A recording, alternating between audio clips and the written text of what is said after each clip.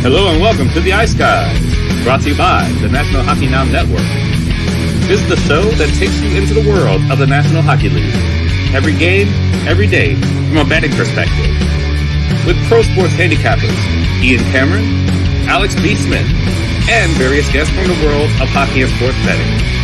And now, here's your host, Ian Cameron. Welcome to the Ice Guys Stanley Cup Playoffs betting preview bonanza, Saturday, April 15th. Ian Cameron, Alex B. Smith, our Saturday contributor, Kevin Beach is back. And once again, back with us. He was with us for a show during the playoffs last year, helping us out to preview the first round of the Stanley Cup Playoffs this year. Eddie Lack, clear the track. It's Eddie Lack. No, that was the Eddie Shack line. I'm just using it for our guy, Eddie Lack. Eddie, good to have you back. What's kicking right now in the desert? Thanks for having me. Yeah, the weather's beautiful. I'm trying to golf as much as my wife will allow me, and yeah, we're obviously not having any playoff hockey here in the desert, but look forward to watching the rest on TV. No, exactly. And look, the regular season's over. I'll say this: it ended with a bang for me last night. The props were phenomenal across the board on the two games that took place last night. Casey Middlestat and Jeff Skinner getting points for us for the Buffalo Sabres. That was great to see. We saw Nathan McKinnon. It was only minus 110, by the way, on him to score a goal, and he needed just one goal to get to 40, which is why I bet him to score a goal, because I think those milestone numbers matters to players to achieve those. And yeah, he needed just one to get to 40. We did a whole lot fucking better than one goal. He got a hat trick last night in leading the Colorado Avalanche to the Central Division title to confirm the playoff matchups in full. So it's a good end to the regular season last night. But we are here now to talk Stanley Cup playoffs. Before we do, though, Eddie's been a frequent visitor to Mullet Arena this year. He's taken in a lot of Arizona Coyotes games. Eddie, tell us about the experience, because you know firsthand what it's been like there, the atmosphere, the environment inside the Mullet, as I've been calling it all season long with those Coyotes home games. The good, the bad, the ugly, whatever you want to say about being at the Mullet Arena this year for a handful of games. Well, the good is obviously the location and the atmosphere. I mean, we talked a little bit about it before we went on, but for me, it's just 10 minutes to get there compared to like an hour when it was out in Glendale. So just the convenience of getting there, it's just so much better. The bad is obviously that it's only seating 5,000 people, and it's not really sustainable in the long run, right? And we have a big vote here coming up in a few weeks, so it's going to be interesting to like see, because obviously if the vote is no for the new arena, it's probably by Coyotes, right? So we'll see what happens there, but yeah, like this was the first time in a few years that I actually went back and watched the Coyotes, because it was not worth the drive out to Glendale. No, it's and you mentioned that going to Glendale, it's right in the middle of nowhere. It's a tough ask to get out there, and if you wanted to, tie one on, at the hockey game there in Glendale, you really couldn't do it because you got to have to drive all the way back. And even if you went there and had a bunch of drinks, you'd have to pay, shit ton of money for an Uber to get all the way back home. So yeah, makes it tricky for sure. By the way, I mentioned this in the tweet. Obviously, Eddie, goaltender. So is Kevin Beach. So we've been ambushed by goalies here, Alex. It's a goalie brigade here on the show. No 5-hole jokes today. Nothing. Right, exactly. Nothing along those lines. We can't say shit regarding insulting our two goaltenders. But Kevin, Eddie both played the position, but Kevin, of course, Eddie is doing a lot of instructionals right now, teaching. Right, Kevin, how's that going? I know that's why you weren't able to join us last night. You had to fill in and coach last Saturday. How's that going? Yeah, no, it's been going well. It's pretty easy transition from playing. You're still involved in hockey. It's what you've been doing your whole life. So it's been good. But excited for playoff time here. My debut on the show was in the road office, so I'm excited to be back in the road office for the start of playoffs here. Yeah, this was flashback to Kevin Beach on the first time he joined us here on the Ice Guys from the vehicle office. Yeah, exactly. Yeah. The going back to my roots here. The traveling the handicapping lab, if you will, and definitely it's a great spot. It's a great spot to get it done. You probably do your best work there, right? There's no distractions. You just you feel like you're outside, but you're still putting in the work. So it's the best of both worlds. Yeah, no question about that. Great job on the TV interview, Eddie, with the Vancouver, Arizona game. I saw that with your old buddy, Dan Murph, on the Canuck broadcasts. You make the little joke about how Torts put you in net, and Torts probably felt like, what he said about Konechny. I really don't care what Eddie Lack said about that right there. That's probably what he would have been thinking if he knew about that. But yeah, did a great job on the interview. Now, we do have to talk a little about Garrett, John Garrett, retiring. Obviously, he's been the analyst there for Canuck games on TV for 20 years. I'm sure you interacted with him a little bit, and plus you've got the common interest, if you will. You got that little bond, if you will, as former, or at the time you were goaltender for the Canucks, but he, of course, goaltender for the Canucks. Just different eras, way different eras, obviously. But do you have any Cheech stories, Cheech interactions that you had with him when you were with the Canucks? God, I don't know. It's been a while since I've been retired, and I played for so many teams. It's all a blur now. It's all a blur.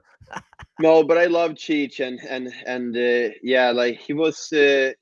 I feel that we have similar personalities, and he was always smiling and giving me a fist bump when I went on the plane after a win and stuff, and just one of the great guys in hockey, and gonna miss him for sure. I wish I could throw my hat in the pile to replace him, when he's retiring now. But I don't know if the Canucks want a stuttering Swede on TV every week, No, you did a great job, like I said, on Thursday night during the interview. And by the way, you talk about goalies just basically invading everywhere. John Garrett was the analyst for the Canucks. Eddie played there. Eddie then went to Carolina. Well, their analyst forever has been a former goaltender as well, Trip Tracy, down there in Carolina, who also actually does a very good job. The only problem is I missed the man that was with him all those years, John Forsland. That was a big loss for Carolina. Of course, he's now in Seattle. But so we wish John Garrett well. What do you think about the Coyotes? I know you're right there, but I thought, Clayton Keller, hell of a season for him. I mean, if I'm the Arizona Coyotes, who I'm getting excited about? Logan Cooley. I am really, really excited about him joining this hockey team at some point. Watched him a lot at the World Juniors, in college, of course, in the Frozen Four just now. What a hockey player he could end up being at the next level. So there's some prospects in the pipeline for the Coyotes. We saw Clayton Keller have a big year. Barrett Hayton was good. Matthias Michelli. I mean, what an outstanding season for him. I mean, there's some people that might give him he's not going to win the Calder, but there's some people that could give him a few votes just based on what he did. But there's some pieces, at least, Eddie, with the Arizona Coyotes they can build on. Yeah, I think that's that's the exciting part here, and they definitely have a lot of good young upcoming players that are gonna be or are already great players, right? I think the issue that they've been running into is that they always seem to be in that spot where they have a lot of good upcoming players, but when are they going to be able to keep those players when they're actually great and create a team that can win, right?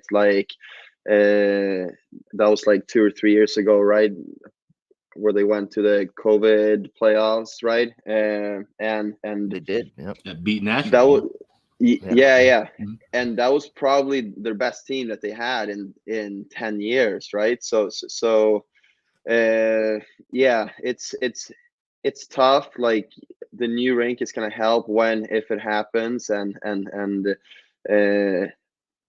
I just hope that they can prove that they have enough attendance that they can be a team that spends money on its players to retain the good players and also get a few good free agents that are not 39 years old and or on long-term IR or right. Exactly. Yeah. That's they've still got a lot of, what they'd have to do. They've got to do something with the blue line. The blue line is still a train wreck for the most part for the Coyotes, and you can't survive in the National Hockey League just having your goalie eat that much rubber every single night. And every single night it was 35, 40 shots being pelted at these poor goalies, Vejmelka and Ingram, all Yeah. season long for the Arizona Coyotes. So they've got to shore that up. They've got to suppress shots. They just got to, not spend as much time in their own D zone as they did all season long. But that's going to come, I think, with getting, upgrading the blue line, drafting well, developing well. All of that should lead to better things long term from the Coyotes there on the blue line. Yeah, Alex, go ahead. Oh, yeah, that's Eddie. That was the thing I was asked about with Karel Vejmelka. Obviously his numbers are great because he's facing so many shots and he's had to really kind of shoulder the workload.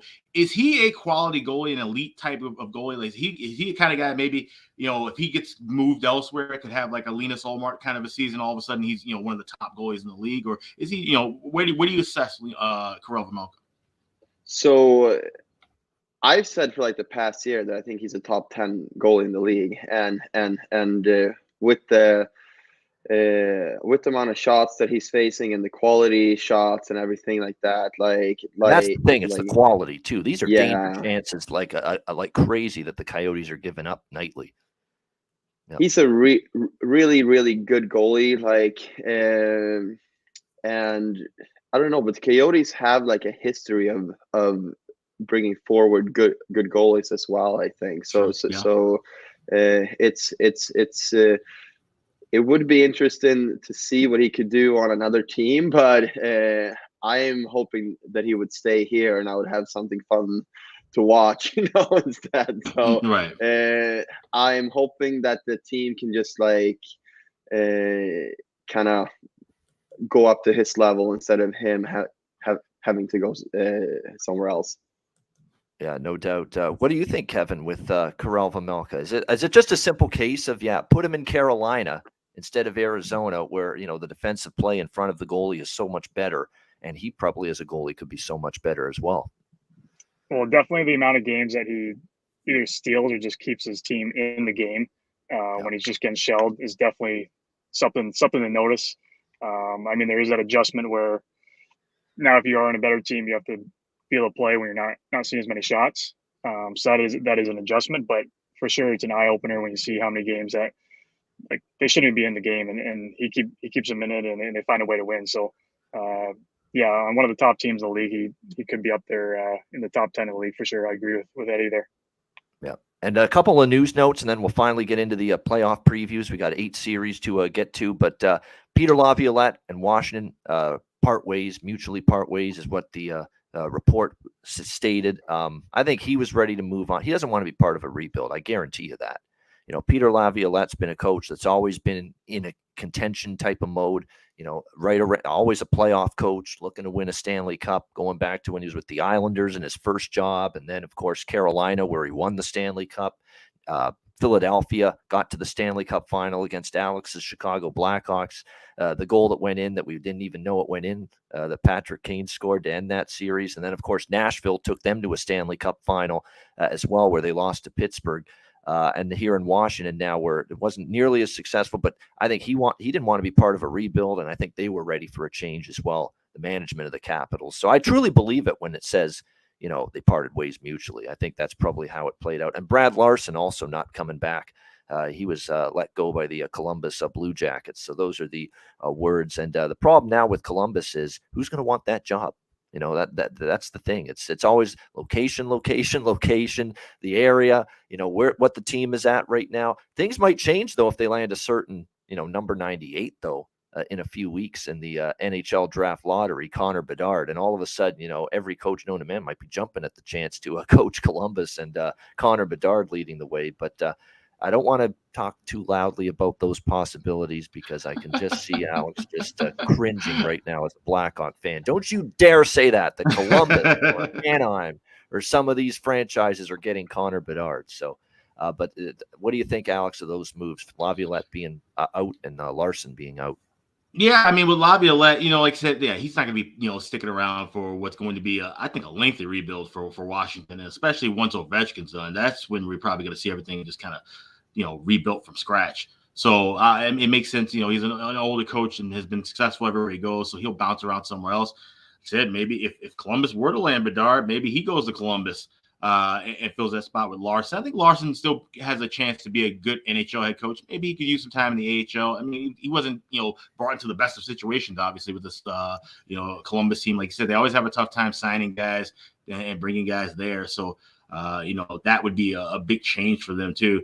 But with Washington, like I said, yeah, it's just going to be a while with them, and they'll need somebody who can kind of weather the storm. It's interesting. Luke Richardson's doing that right now.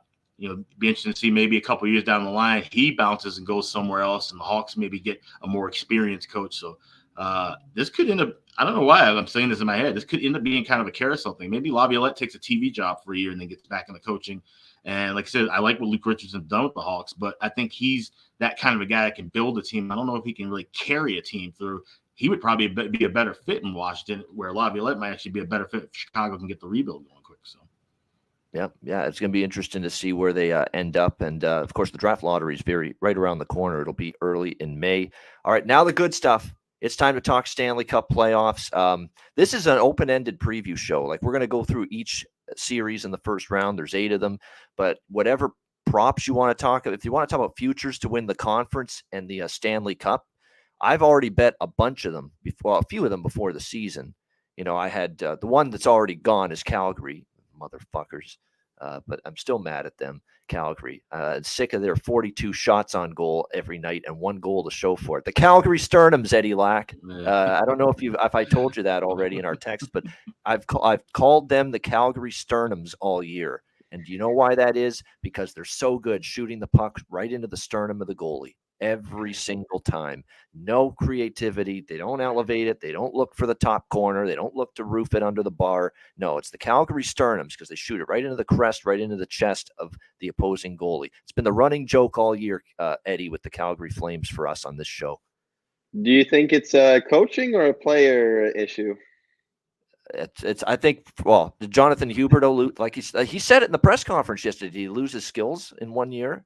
To drop from 115 points to 55 in this season. That's an incredible drop, by the way, for Huberdeau. I think there's just it's a different fit because you can go fire wagon hockey in Florida if you're Huberdeau. Look at Kadri too. He comes from a system in Colorado where it's get up and go and get up into the play at all times. Daryl Sutter never wants that to be part of his team at all times. So it's an adjustment. And I think, the coaching and the style and the system that was implemented on those players, Huberdeau and Kadri coming from those up-tempo, breakneck pace squads of Colorado and Florida last year. Bad fit, Eddie. I think it's a combination of both. I think it's more the system didn't fit him. And it's hard to imagine that 24 forwards and defensemen forgot how to look for shooting angles in 1 year. So that's like kind of the angle that I am at too. So it's going to be interesting to see. I mean, obviously everyone there was a chance that they were going to rebuild already last year, right? And now I don't think they're going to rebuild for as long as Tree is the GM there, though. I feel like they're just going to try to reload on the fly and just take what they get. But I also saw a interview with Lindholm from his exit meeting yesterday, and they asked him about, well, you only have 1 year left of the contract and stuff, and he gave like a really weird delayed answer, and I texted him after. I'm like, hey, you get one kind of awkward question and you start stuttering like me, and he's like, oh my god, my mom's been all over me over this all day. So no, it's gonna be interesting to see what's gonna happen with them, but probably they're gonna change coach, in my opinion, because you can't change out the entire team. I still think Tree Living did a decent job putting the roster together. I agree. He has to lose Gaudreau and Tkachuk in the same offseason. No. And to have to all of a sudden make do with that and rebuild the roster I thought it was a good looking at least a playoff caliber roster going into the season. It's not Tree's fault that they don't have a new rank. And that's one of the reasons why players Mackenzie Weegar don't want to read. I know, I heard that too. So it's they definitely got some things to take care of over there. Yeah, they sure do. You know what? It looked like that team all year, and we'll get off the Calgary tangent in a sec, but all year they looked like they were tightly wound up, very, very stressed. It looked like that even late down the stretch. It looked like everybody was just, there's this collective weight on all their shoulders. And that's what happens when the pressure ramps up. You're on the verge of missing the playoffs. You eventually miss. Didn't look like they had fun. We always talk about teams that are tight knit and they're, they not that they didn't get along, but the situation with their performance as a team, I think, really hurt their camaraderie and just things being nice and a nice vibe in the dressing room, that kind of thing. And obviously Daryl Sutter, he pushes buttons, especially when things aren't going well. So that didn't help things either. All right, let's start our playoff previews. We're going to start in the West this time with our playoff previews, because too many times I get we always start in the East bias, East Coast bias. So we're going to start with the West, and we'll start there today with the playoff series previews. We're going to start in the West with the first round matchup between the Winnipeg Jets, second wildcard team, taking on the Vegas Golden Knights, winners of the Pacific Division. We've got Vegas minus 170 series favorites here against the Winnipeg Jets. This should be a fascinating series, of course, because you've got a couple of elements here that are in play. These teams actually played in the West Final a couple of years ago, if you'll remember. Coming into this series, let's start with Vegas. It's a whole boatload of goaltending questions that for the second half of the season. When you look at the fact that Logan Thompson and Aiden Hill were both injured down the stretch, 4 different goalies started games this year for the Vegas Golden Knights. And it looks like it's still day-to-day entering game 1 on Tuesday night for both Logan Thompson and Aiden Hill. If you watch what Bruce Cassidy, guys, was doing with his goaltending down the stretch, how do you not think Laurent Brossoit, is going to be your game 1 starter? He got all the starts down the stretch in the big games, including the Seattle finale, which they needed to win to clinch the division. So I think Laurent Brossoit, from all indications, is going to be in there in game 1 against his former team, because he was backing up Connor Hellebuck, of course, with the Winnipeg Jets before joining the Vegas Golden Knights. Winnipeg had a brutal run after a red hot start. We actually thought they were in the contention to win the division after the first couple months of the season. Then they just totally fell apart to the point where we were wondering if they were going to fall right out of the playoffs, but they got their shit together the last couple weeks of the season, which ended up being significant. And the reason why they were able to get going down the stretch is, look, Pierre-Luc Dubois, Kyle Connor, Nikolai Ehlers, they all stepped up. Scheifele as well. They got big contributions from those guys down the stretch. I mean, Scheifele finished the season with 3 straight goals. Ehlers was very strong down the stretch. He had points in 7 of the last 8 games. Kyle Connor, same thing. He scored some big goals when they were trying to put their clamp down on the wild card spot. So need those guys to step up. I think if you look at Winnipeg, in terms of their lineup, the forward group, top 6 is strong. I don't know how much you're going to get from the bottom 6. I like Adam Lowry, though, as a third-line center, and the job he can do at both ends of the ice, a great two-way center. Defensively, you look at what they have, and Josh Morrissey having a Norris Trophy candidate-worthy season.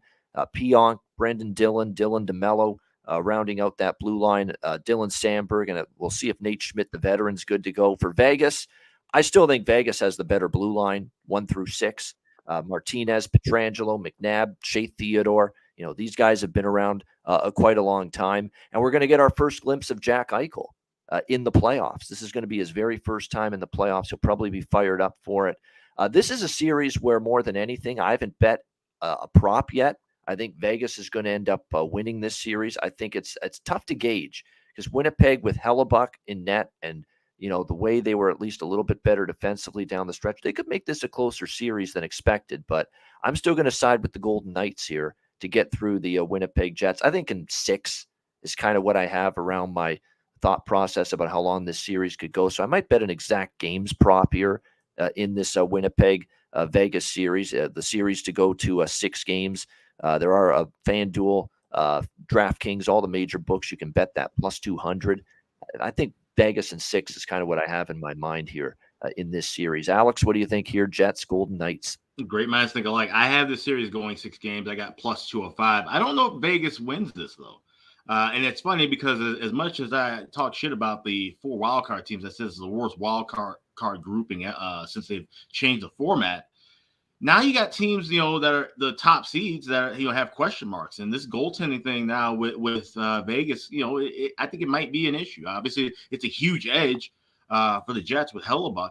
When you got Vegas, like you said, you got 4 goalies that you could potentially roll with. Well, if you got 4 goalies, you don't really have one. And that's kind of how I feel with Vegas right now. Laurent Brossoit going up against his old team, is that going to really matter too much? I don't think so. But just, him in this big of a spot, I just don't know if he's going to really step up to that next level and outduel Connor Hellebuck. That's a tough ask for most goaltenders, I would think. So that big edge really kind of has me looking at just, staying away from which team advances. I'm just looking for a 6-game series. And I also took a shot with 3 games to go to overtime at 8-1. I got that at BetMGM. Like I said, I expect tight hockey. Vegas at home played a lot of unders, especially early in the season. I could see this being one of those series that's kind of like an old late 90s, early 2000s kind of dogfight style. We see a lot of overtime, a lot of maybe double, triple overtimes as well. And in this one, it's gonna be a battle. And I think whichever team makes it out of this series, probably a team you'd want to fade in the second round.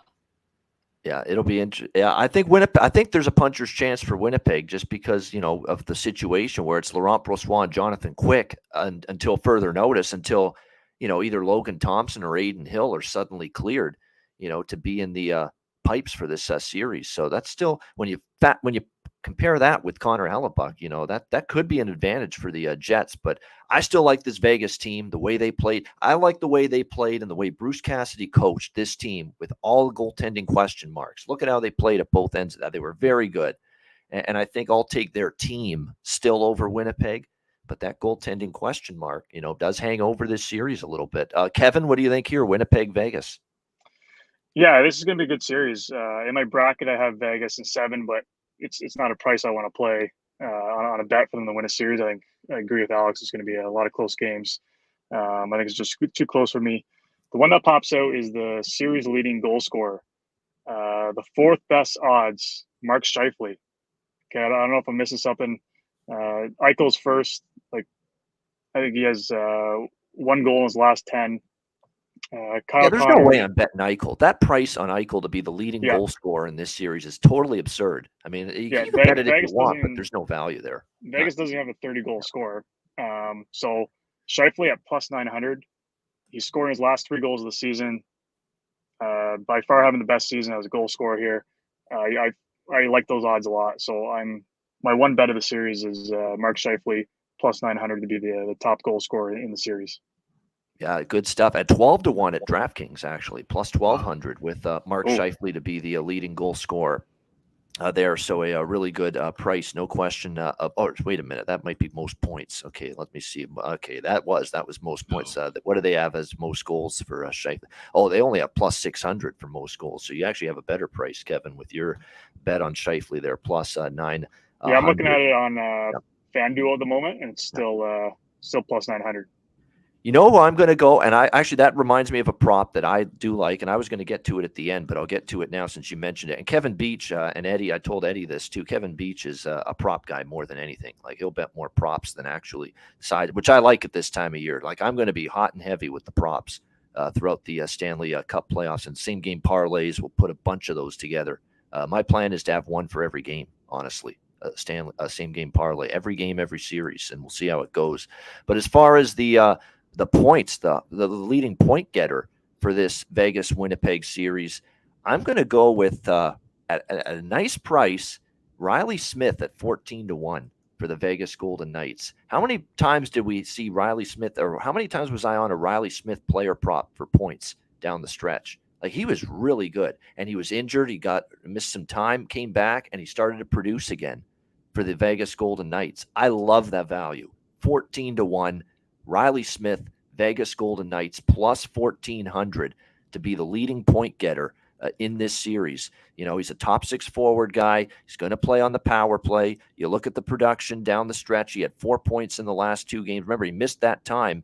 He had 5 points after he returned from that injury in 6 games.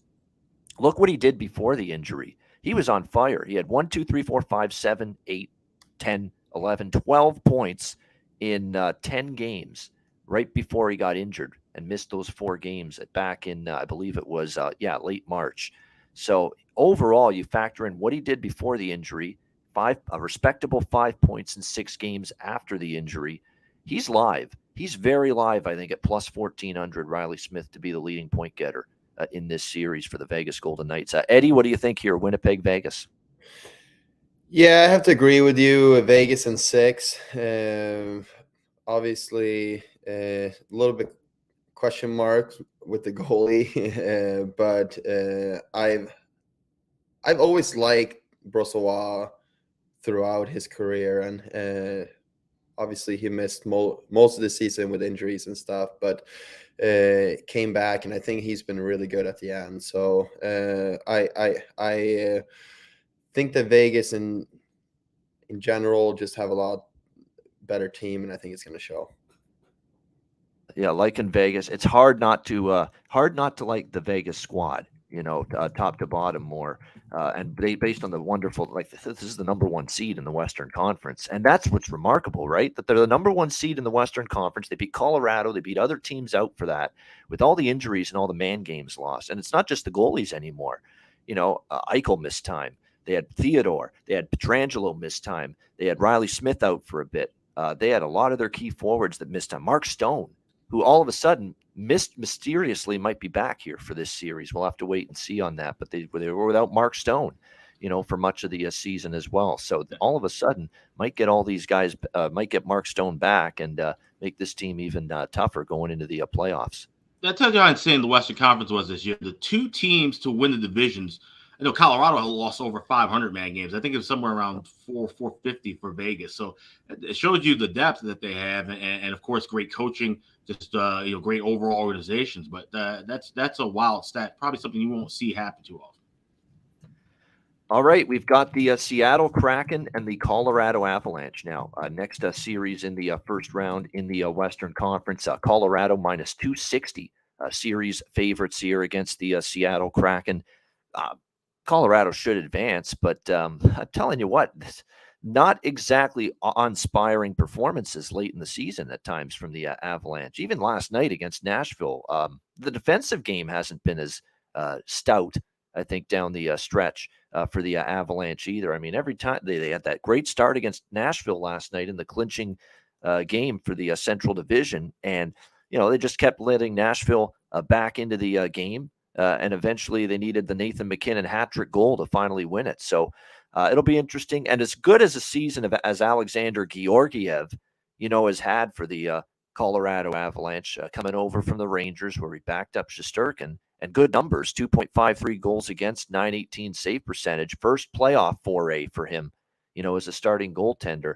Let's see how he fares there in that regard. Meanwhile, Philip Grubauer, the goaltender for Seattle, he has played in the playoffs before. So actually, he's got way more playoff experience, honestly, compared to Alexander Georgiev. So it'll be interesting to see, although it's obviously we know who the better goalie's been this year. It's been Georgiev. It's been another up and down type of season for Philip Grubauer, although he did show signs of finally getting it together down the stretch. And that gives you optimism here for the Seattle Kraken. He gave up 2 goals or less in 4 consecutive starts to finish the regular season, Philip Grubauer. So there's no doubt he probably played his best hockey of the season down the stretch.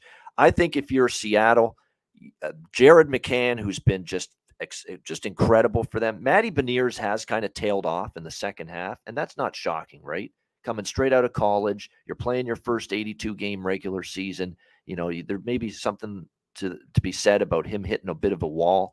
Maybe he's done that a little bit for Seattle, but he still had a very solid year overall. But Jared McCann's been, the straw that stirs the drink offensively for Seattle late in the season. Vince Dunn as well on the blue line has been a point producer supreme for this Seattle Kraken team. So that's going to be fascinating to see if that keeps going moving forward. The way I look at this series here, and I'm seeing the prices that we're getting here with the Seattle and Colorado series, I'm not as sold on this being a sweep for Colorado, or even 5. I could honestly see Seattle winning a couple. But I do think at the end of the day, Colorado is going to end up winning this series and advancing. But I think game to game in this series, it's going to be a little bit closer than you would think. And this could be another series where if you take, Seattle and, as big, as not as big underdog on the money line, but you look at some handicaps, you look at Seattle team totals in this series, I think there's potential for them to go over. They're going to be 2.5, I think, with some team totals in this series. That could be a way to approach it here with the Seattle Kraken. And I think even overs in this series might be worth a look because Colorado, we know offensively, they showed it last night. Dangerous as can be, there's no doubt. And I think Seattle's going to have a hard time containing them. But I didn't exactly love the way the Avalanche were playing and defending and keeping pucks out of their net. And they were giving up a lot of open ice, a lot of time and space to the opponent down the stretch. Has me concerned a little bit, and has me also thinking this could be a higher scoring series as well. Alex, what do you think here? West first round, Kraken, Avs. Yeah, last night I kept looking at this matchup, and that's the thing that kept sticking out to me is that I think it's going to be a lot of overs. It's going to be a high scoring series. And, the edge there, of course, leads back to goaltending. It would be certainly with Colorado. Like I said, Grubauer has more experience, Grubauer has more experience for Seattle, but got that experience in Colorado. And now Georgiev, finally finding his way after, that 1A1B system in New York, just didn't really suit him well. He needed to, take the reins. And that's the thing. When the goalie finally gets a chance to break out like that, if they can step up and deliver, he certainly has. If he should go down for any reason, you have Pablo Francouz, who was the backup last year with the Cup winning team, had to come in some spots when Kemper got banged up and played well. On the flip side with Seattle, if Grubauer goes down, which he's had some injury issues and different things, you have to turn to Martin Jones. Don't feel comfortable backing Martin Jones in a 7-game series, to be honest. So if I had to lean anywhere, it would be with Colorado. But I just don't like I said, their form right now. They don't look like a defending Stanley Cup champion necessarily coming into the playoffs, even though they've had a good run in the regular season wrapping up. There's just those little bits and pieces that they don't look even close to what they did a year ago in this spot. So, like I said, I think Seattle will have some chances to win. Definitely would be looking for Seattle in Game 3. I'm just going to take this game by game. I already have over 6 minus $1.10 for Game 1. I definitely think this is going to be one of the more wide open Game 1s of the 8 that are scheduled. And I think this whole series could be a bit high scoring. So I'm not taking any series side or any series bet. This is just going to be a game-by-game process. Kind of do the whole storyboard mode that I always talk about. Take things period by period and game by game with these two. Yeah, exactly. Game by game. I know someone in our chat there, KSIN780, Kraken playing with no pressure at all going into the series. Kraken plus 1.5 games. Series handicap for me to take this to 7. Wow.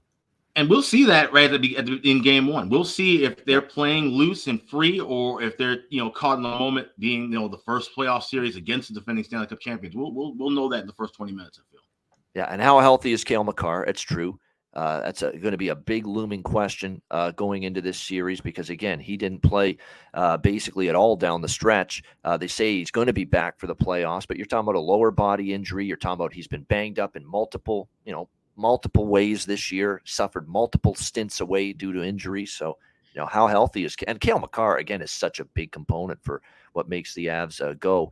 I look at the props, and I know Kevin will get you'll get to them here in just a second as well. But, there are a couple that stand out. I don't think it's the craziest thing in the world, even if Seattle loses this series, which they very well might. Like, obviously, people are going to be most interested when they look at the prop market here and see, let's bet Nate McKinnon, let's bet Mikko Rantanen, the leading goal scorer, leading point getter. And I understand that to a certain degree. You may want to go in that direction. But and I think this is one of the series where there's a lot of books that don't have the goal and the point getter props posted yet because these matchups just got confirmed last night. But, I think in this spot here tonight, I'd consider a McCann. I'd consider a Dunn, and especially in the point getter category because of they were just ridiculous with their point production for Seattle down the stretch. Kevin, what are you thinking here? Seattle, Colorado. Yeah, actually props I haven't seen posted yet, so I'm still waiting on prices there. I'll be really interested to see what comes out there. In my bracket, I have Colorado on 5. I think they've been on too strong of a run, even though if they've been a little bit sloppy They've had bodies in and out. They are getting healthier. Supposed to be. I mean, Lehkonen just got back in the lineup. I believe Manson's going to be back. You know, he's been out a long time. Huge. Yeah. Makar's been in and out, so they've been dealing with that. I think they've been kind of resting him a little bit too. So kind of hoping he's a little more healthy there. The price I did find on FanDuel though was minus 235 for them to win. So I like that price a lot better than what was posted here. But yeah, I think they're my vote to make it to the conference final. I think they're just too strong, and they've been doing this with injuries, you know, like the whole stretch here. So with these extra bodies, especially if Manson gets back in, Makar's back in, I like them to take care of business against Seattle.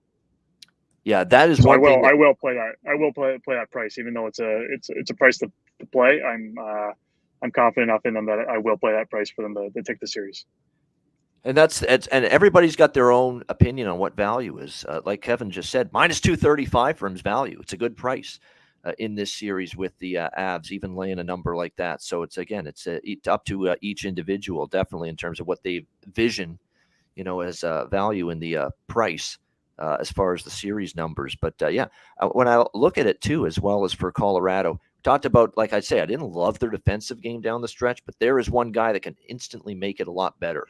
Josh Manson. Josh Manson's the one guy that's good in his own end. He's physical. He'll lay someone lay someone out in front of the net, clear the front of that. He's a great, you know, defense. He's one of the, like, there's so many, you know, great skaters, puck movers, jump up in the play, offensively minded on that back end. Even Devon Taves is good at both ways, but he's become much more offensive minded as well. Devon Taves and Makar, and go on down the list. They're all offensively minded, many of them more than defense. Well, Josh Manson's that one guy that really is defense first on that blue line. So having him back is enormous for the Avs. Eddie, what do you like here? Seattle, Colorado.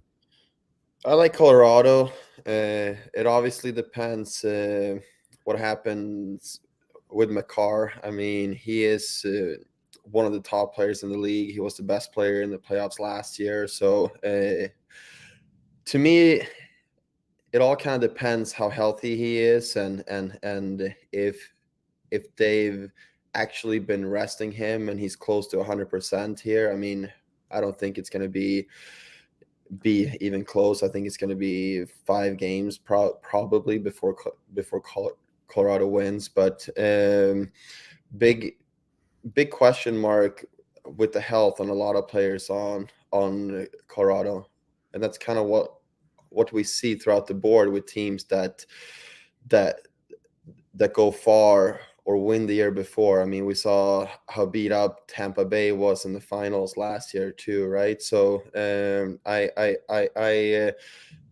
I think Colorado, and they managed to play some really, really good hockey with a lot of missed games from important players. So if they're just semi-healthy, I think it's just going to be like five games before this is over. All right, like in Colorado in 5. All right, Minnesota, Dallas. We've got Dallas Stars minus 140 series favorite against the Minnesota Wild. I hope Terry Edelman's not watching. He's not going to be thrilled about this, but I like Dallas. I do. I think it was a big missed opportunity for Minnesota to get home ice. I mean, they looked like they could win the division a couple weeks. Remember, they put that great run together. They were winning 2-1 games, 3-1 games, great defensive play. They were winning games without Kaprizov during that stretch. He was injured, and they still somehow, some way, were able to, still actually hang in there with Dallas and Colorado in the Central Division race. And I thought, man, they could still win this division and at the very least get home ice. Well, nope. They didn't win the division. They fell short of that, and they fell short of home ice. And I think it could come back to haunt them here in this first round against a Dallas Stars team.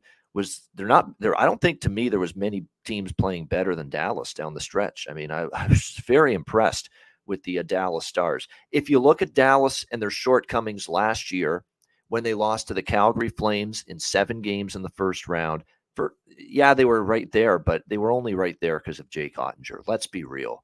That series was all Calgary. It only got to game 7 because of Jake Ottinger's heroics in net. And the big problem they had last year was getting goals at key times. That was not a great offensive hockey team Dallas Stars last year. I think it's totally different this year for them offensively. They've got potency. They've got some offensive punch this year that they didn't have last year. Robertson has been incredible. Rope Hintz, Joe Pavelski, and I'll get to some props involving him in a minute for this series.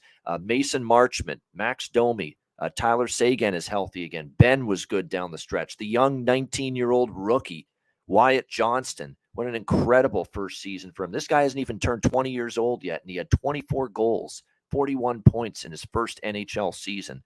Absolutely outstanding for the Dallas Stars. Now, the one thing that could turn this series in Minnesota's favor is goaltending of Philip Gustafsson being as strong as it's been much of the season. He was very good. Let's give him his props. Philip Gustafsson had a great season for the Minnesota Wild. But I think when you look at how things stack up for the Minnesota Wild coming into these playoffs, I think the absence, quite honestly, of Joel Eriksson Ek is massive. If he's not ready to go here with the lower body injury, he's almost certainly going to miss at least the first few games of this series, if not the entire series, because it's a week-to-week injury for him. That's a guy that not only gives you offense, face-offs, great defensively, an outstanding defensive forward for this Minnesota team. He will be dearly missed for this squad. There's no question. Suffer, I think, even more at the defensive end. Now, he had a nice 61-point season, 23 goals, 38 assists, but his defensive contributions to this team are massive. Kaprizov will have to have a big series. Matt Boldy is going to have to be a huge impact game breaker for the Minnesota Wild. But, when I look at this series as a whole, I look at the Dallas forward group a little bit deeper, especially when you've got the likes of Faksa and Kiviranta on the fourth line with Dellandrea and Dodonov now on the third line. They've got some serious forward depth now. Heiskanen, Lindell, Hakanpää has actually had a really nice season, in my opinion, for the Dallas Stars. So he's one of those physical defensemen that's actually played quite well for them. And you've got a guy in Jake Ottinger that showed the playoff spotlight was not too big for him last year. He's the reason they almost beat Calgary. So I think Dallas wins this series. I'm just going to play straight series price, -140, no handicap, no -1.5 games, nothing like that. Just win the series. I think Dallas will, and I'll take them. This will be my first official series bet of the series we've talked about so far. Dallas -140. Alex, Wild and Stars. So I have 3 series bets, and then I have 2 consummate related bets with this because Dallas is my team to pick for the West. I already have $550 in pocket for them to win the Western Conference. So I like Dallas here in 6 games. Basically, kind of, I took 140. I actually got 122 at FanDuel, but I also have a little bit of 140 at another offshore book. So I have a combination of the two because that 122 was just, that was crazy just staring there. So definitely have to grab that. But it's 135, 140, 145 pretty much everywhere right now, and only going to go up seemingly. Also, like Dallas said, in 6 games. So I sprinkle a little bit on exact series. Dallas 4-2. I got, let's see here, plus 450, and then series going 6 games at plus 200. The Wild, like I said, it would have been better off playing Colorado, in my opinion. Now having to drop down, start on the road against the Dallas team. This is a Dallas team that has, beaten them a couple of times in playoff history.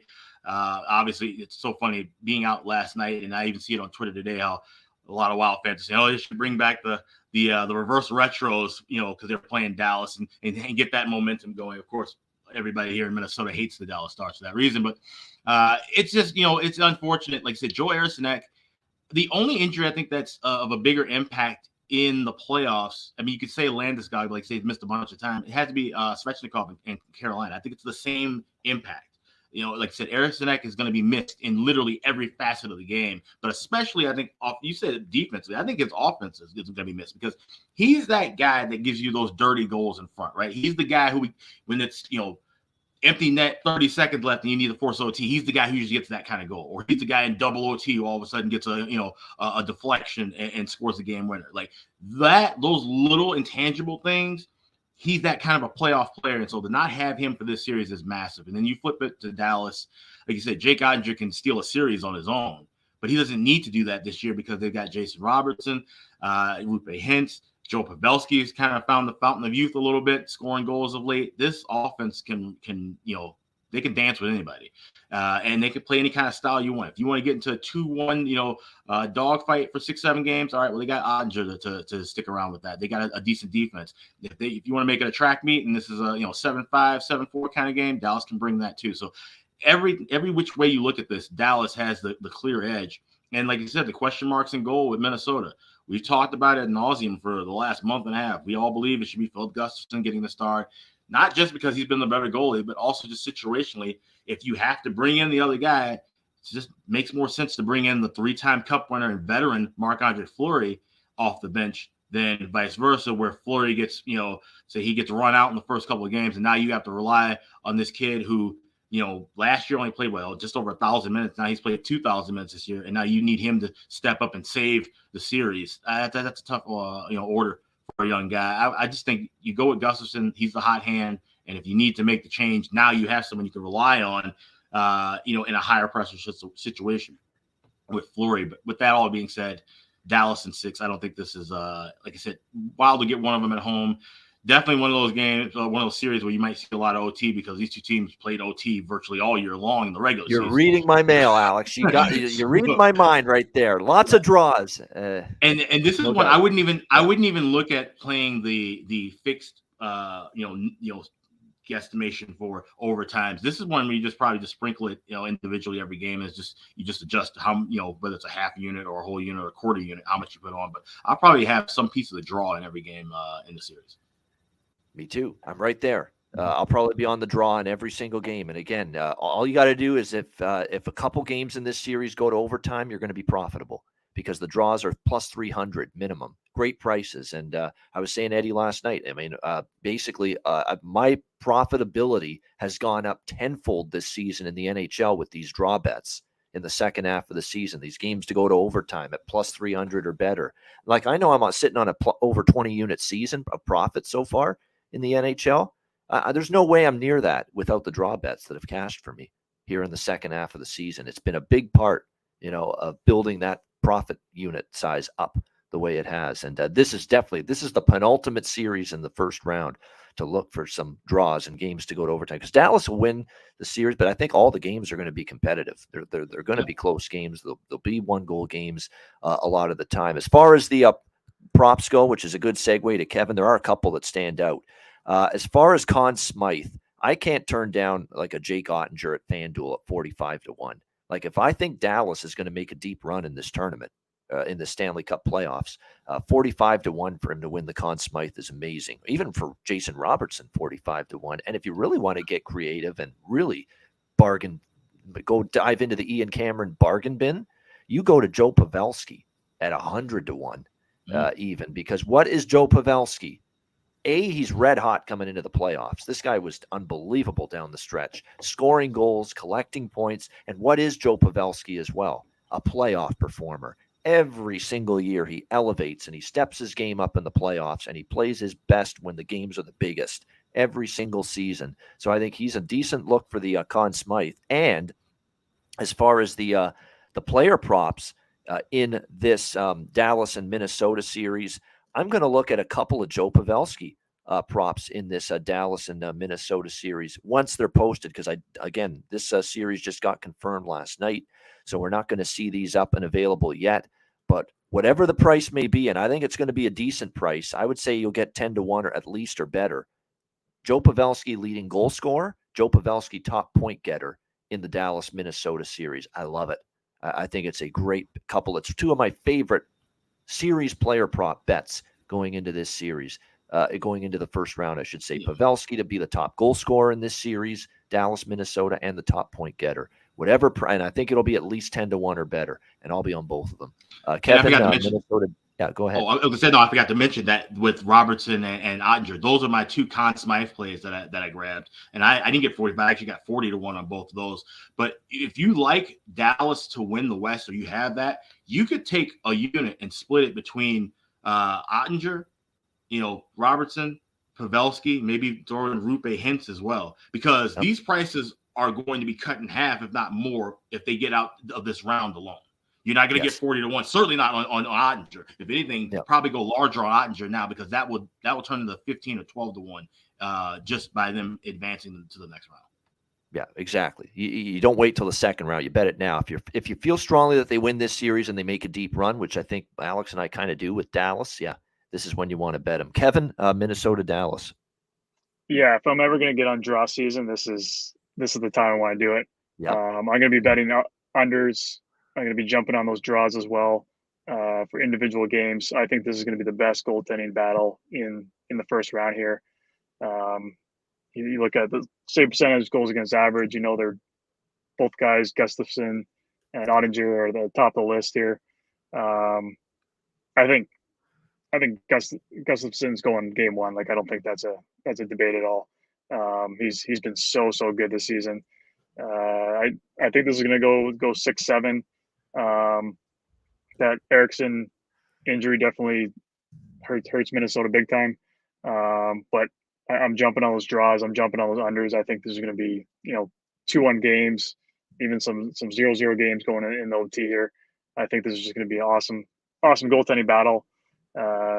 Definitely not high flying with the offense, but as far as props, again, this is another one not posted as far as individual props for the series, and I'm waiting to get my hands on. But I'm just looking for the goalies just to show up here and kind of take control of the series, both of them. So it's going to be a fun battle to watch as a goaltender for sure. All right, from one goalie to the next, Eddie, do you concur with that? Like, it's going to be a great goalie matchup, one of the better ones. Because I'll say this about Gustafsson, I was not overly impressed in Ottawa, but maybe it's a case of, and we talked about this with Vejmelka, maybe you just go to a better team, better defensive team, and you're just going to all of a sudden feel more comfortable, play better, not face the same high danger chances. But it's all come together nicely for Gustafsson. I think he's improved, A, and B, is playing in front of behind a better defensive team as well. But yeah, it's a good goalie matchup. Do you agree, Eddie, here?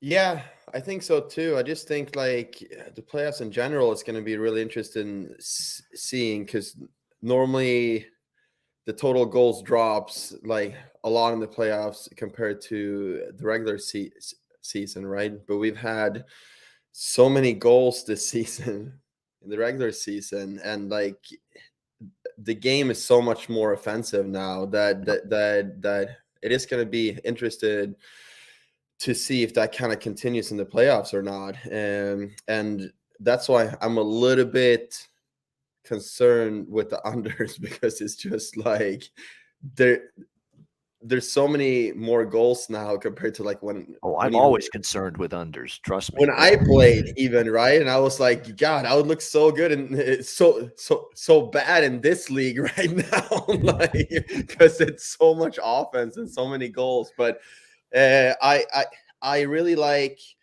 Dallas too. It's I kind of followed both teams for like the last two months here, and I know that Minnesota was missing Kaprizov for like a month, but Dallas is just trending upward while Minnesota is trending downward. So I think I have Dallas in 6 in this series. I will say this: Dallas has got to get the first goal in a lot of these series, because if Minnesota does, they're going to make it tough on them. And this is not an indictment of Minnesota. This is just, I really like Dallas as a team and the way they're playing and the potential for them. Minnesota's a capable outfit, and if they get the lead, we know they can shut it down and they can make it tough on you. And that's when they were rolling and ripping it up without Kaprizov. They were getting ahead, and they were, defending well with the lead and getting the saves from Gustafsson and Fleury when he started. So it's going to be important for Dallas to play with the lead in this series, because it's going to be a whole lot tougher on them if they give up the first goal and have to trail Minnesota in multiple games during this series. All right, the final series in the West, LA Kings, Edmonton Oilers. Edmonton minus 250 series favorite, 2 years in a row for the Kings and the Oilers. Look, this is a team, LA, that I was thinking about a couple of weeks ago could be a dangerous team and make a deep run. And they certainly can if they get past Edmonton. But unfortunately, I don't know if they're getting past Edmonton, because I've been incredibly impressed with the Oilers. All facets of their game. I think they found the playoff winning formula. They've found a way to be comfortable winning 3-1 games. They've done it a bunch down the stretch, where they haven't always gotten the 6 goals, but they've gotten good defensive play. The penalty kills improved. Matthias Ekholm has been just a massive difference maker for the Edmonton Oilers on the blue line. A physical defenseman, good in his own end positioning wise. blocks a ton of shots. He's just everything Edmonton needed at the deadline to improve that blue line.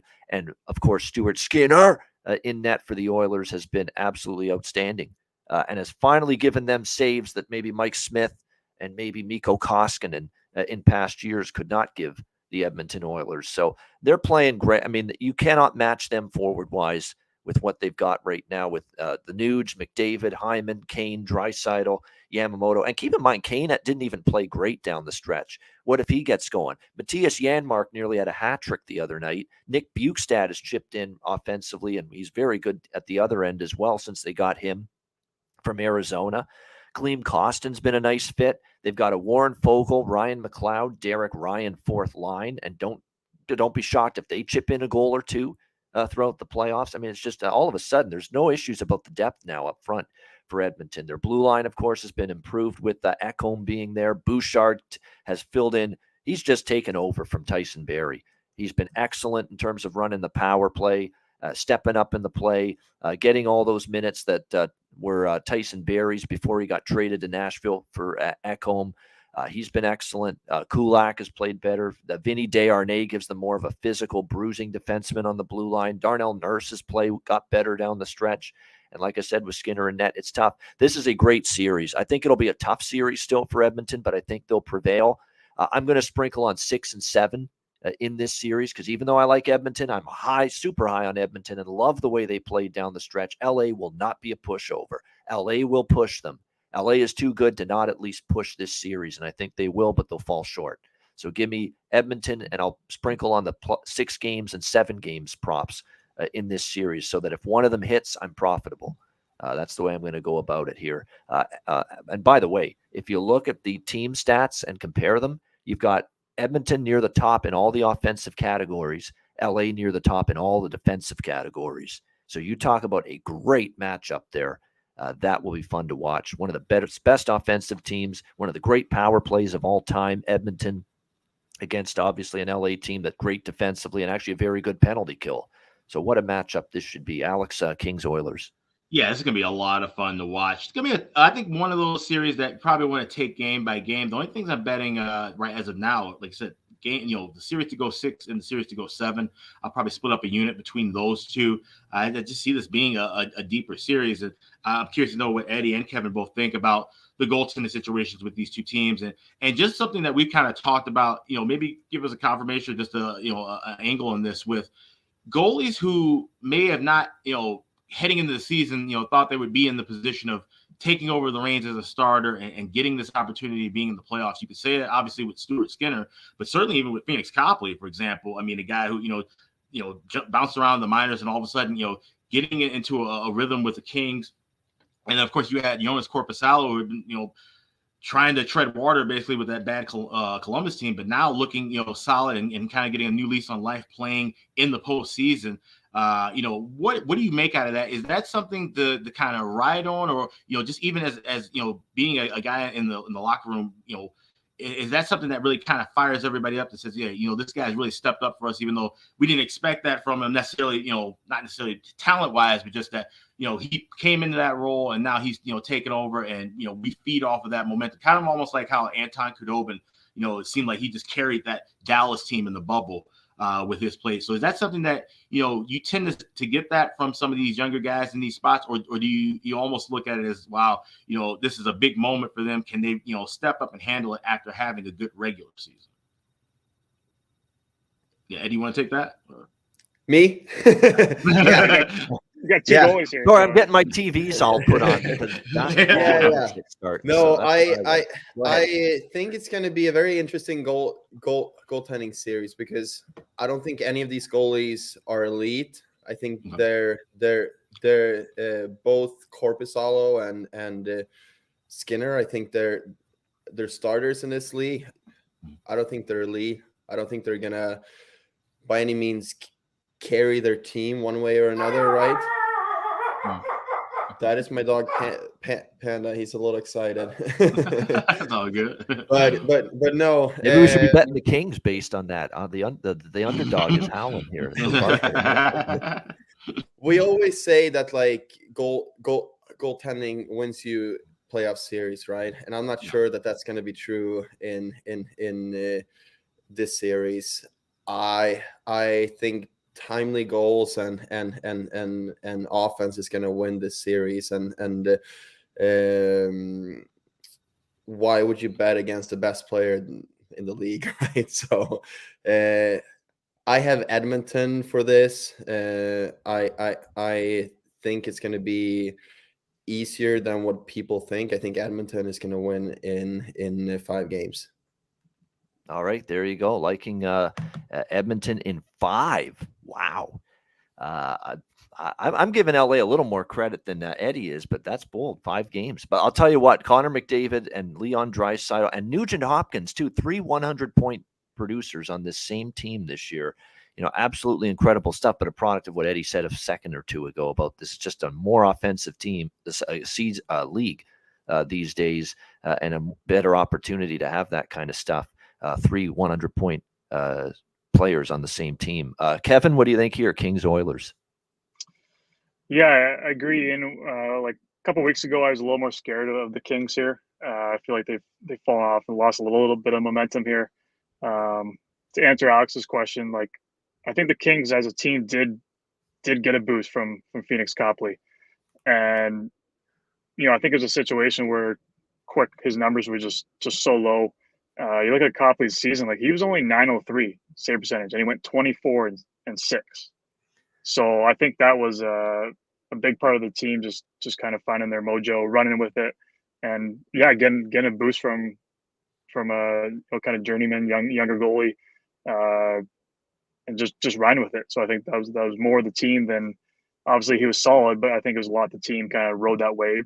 It's maybe come down a little bit here the last couple of weeks of the season.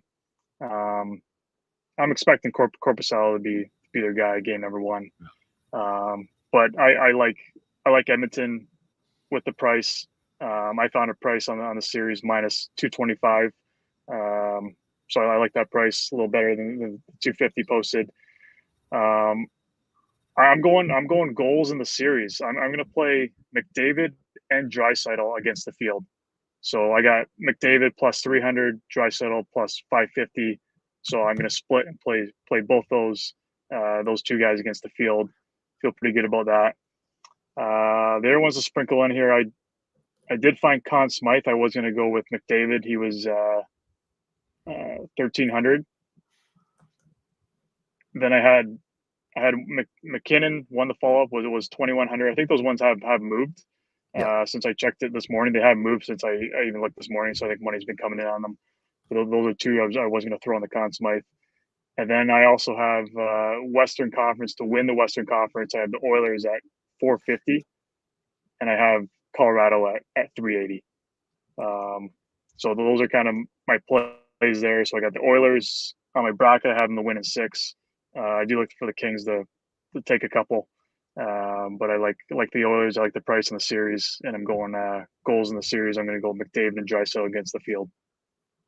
Yeah, for me, definitely. I'm on Leon at 30-1. Conn Smythe I'm on Connor and Leon Conn Smythe as well, because obviously I think Edmonton's a real threat to win the West, and I'm on Connor plus 800 and Leon. Not a great price because I only bet it yesterday for Connor or with the Conn Smythe, but Leon at 30-1 as well for the Conn Smythe trophy as well, because I just think Oilers have that chance to go real deep, because for the first time I feel this is an Oilers team that looks like they're ready to win playoff style hockey. All right. And I haven't been able to say that in years. All right. There you go. That's the West. We're halfway home. We got the East first round to talk about in just a second. A shout out to everyone watching on YouTube. Hit the like button, and our podcast listeners, thanks for tuning in as well. We'll be back in just a second to talk Eastern Conference first round right after we hear from Gramco. Support for the Ice Guys is brought to you by Gramco. Whether you or your team's game is on the field, screen, racetrack, court, or the ice, Gramco is for the game. Grown by farmers who spent years developing premium hemp genetics, Gramco provides customers with consistent quality Delta 8 THC products ready for any occasion. Gramco currently offers numerous Delta 8 products, including vape cartridges, disposable vapes, pre-rolls, gummies, wake and bake coffee, and more. Gramco offers an enjoyable, legal high delivered discreetly and directly to you. Gramco is also available at many American retailers as well. You can get the best Delta 8 cannabis products on the market shipped quickly and discreetly from Gramco. And if you visit www.thegramco.com, use promo code IceGuys, you will get 20% off of every order, and any order that's on the site over $50 will be shipped free with standard shipping. So live elevated with Gramco and check out their wonderful Delta 8 products today.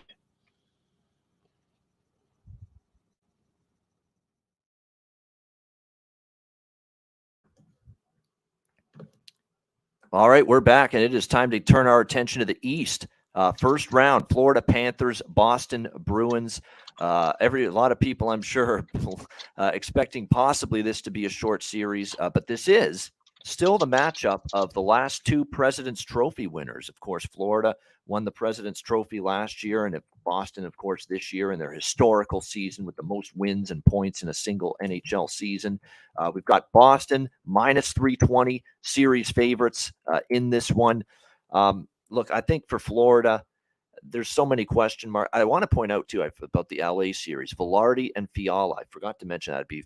I wouldn't feel right if I didn't mention this. They didn't play down the stretch. I think they really need those two guys in that series to be healthy and ready to go, because I think they're going to need some offense. For as good as they are defensively, and Korpisalo might play well, I don't know if they're shutting down Edmonton completely. They need some offense. It can't just be Kempe. It just can't be Kopitar. And another thing I forgot to mention, I also bet that someone to have a hat trick in that LA Edmonton series as well, because I think it's very possible. And DraftKings has that as a prop there. They have the hat trick prop for every series. Any player to record a hat trick, it's plus 180. In the LA Edmonton series. I think there's a real shot, because Kempe just got a hat trick the other night. He could even get one. David always laughs at three. Yeah, so exactly. Kempe's had a great season, 40 goals. Connor's always a threat to have a hat trick. Leon, Nuge, all of them. So I like the hat trick prop in that LA Edmonton series. Anyway, getting back to Florida, Boston, I'll keep it brief here. Florida, to me, too many inconsistencies, but they did play well. They found lightning in a bottle with Alex Lyon, the Lion King, as they were calling him, down the stretch with his play in net. Matthew Tkachuk did everything in his power to get his team into the playoffs. They ended up getting there. Alexander Barkov missed some time, but he returned down the stretch, still had a 78-game season, even with missing some games this year for the Florida Panthers. Carter Verhaeghe, there's some good pieces up front, but when you look at the difference in this series, the difference is going to be, for all due respect to the run of Alex Lyon down the stretch. You're going up against Ullmark for Boston, who's the Vezina Trophy favorite. The Florida blue line just cannot match Boston. I like what I've seen out of Forsling and Ekblad, and Montour has been sensation. He's been their best defenseman. It's not Ekblad anymore, or at least this season it hasn't been. It's been Brandon Montour. It's been absolutely terrific for Florida, but they don't have the depth there that Boston does. Boston 1-6, it's remarkable what they have with Orlov, McAvoy, Lindholm, Carlo, Grzelcyk, Connor Clifton. It's just an outstanding blue line, 1-6, lots of depth, very good in their own end. And I think even with their forward group, we talk about how great Marchand, Bergeron, Pasternak are. DeBrusk's had a good season now after all the fuss last year that he may not be back with the Bruins after last year. Zacha has been a great fit with this team. Had a terrific season playing with Krejci and Pasta. Hall, Coyle, and Bertuzzi. That's your third line, and it could be a very effective third line for the Boston Bruins. So I think it's just too much for Florida. I'm not going to say Florida gets swept. I'll give them a game, but I'm still going to end up saying Boston in 5.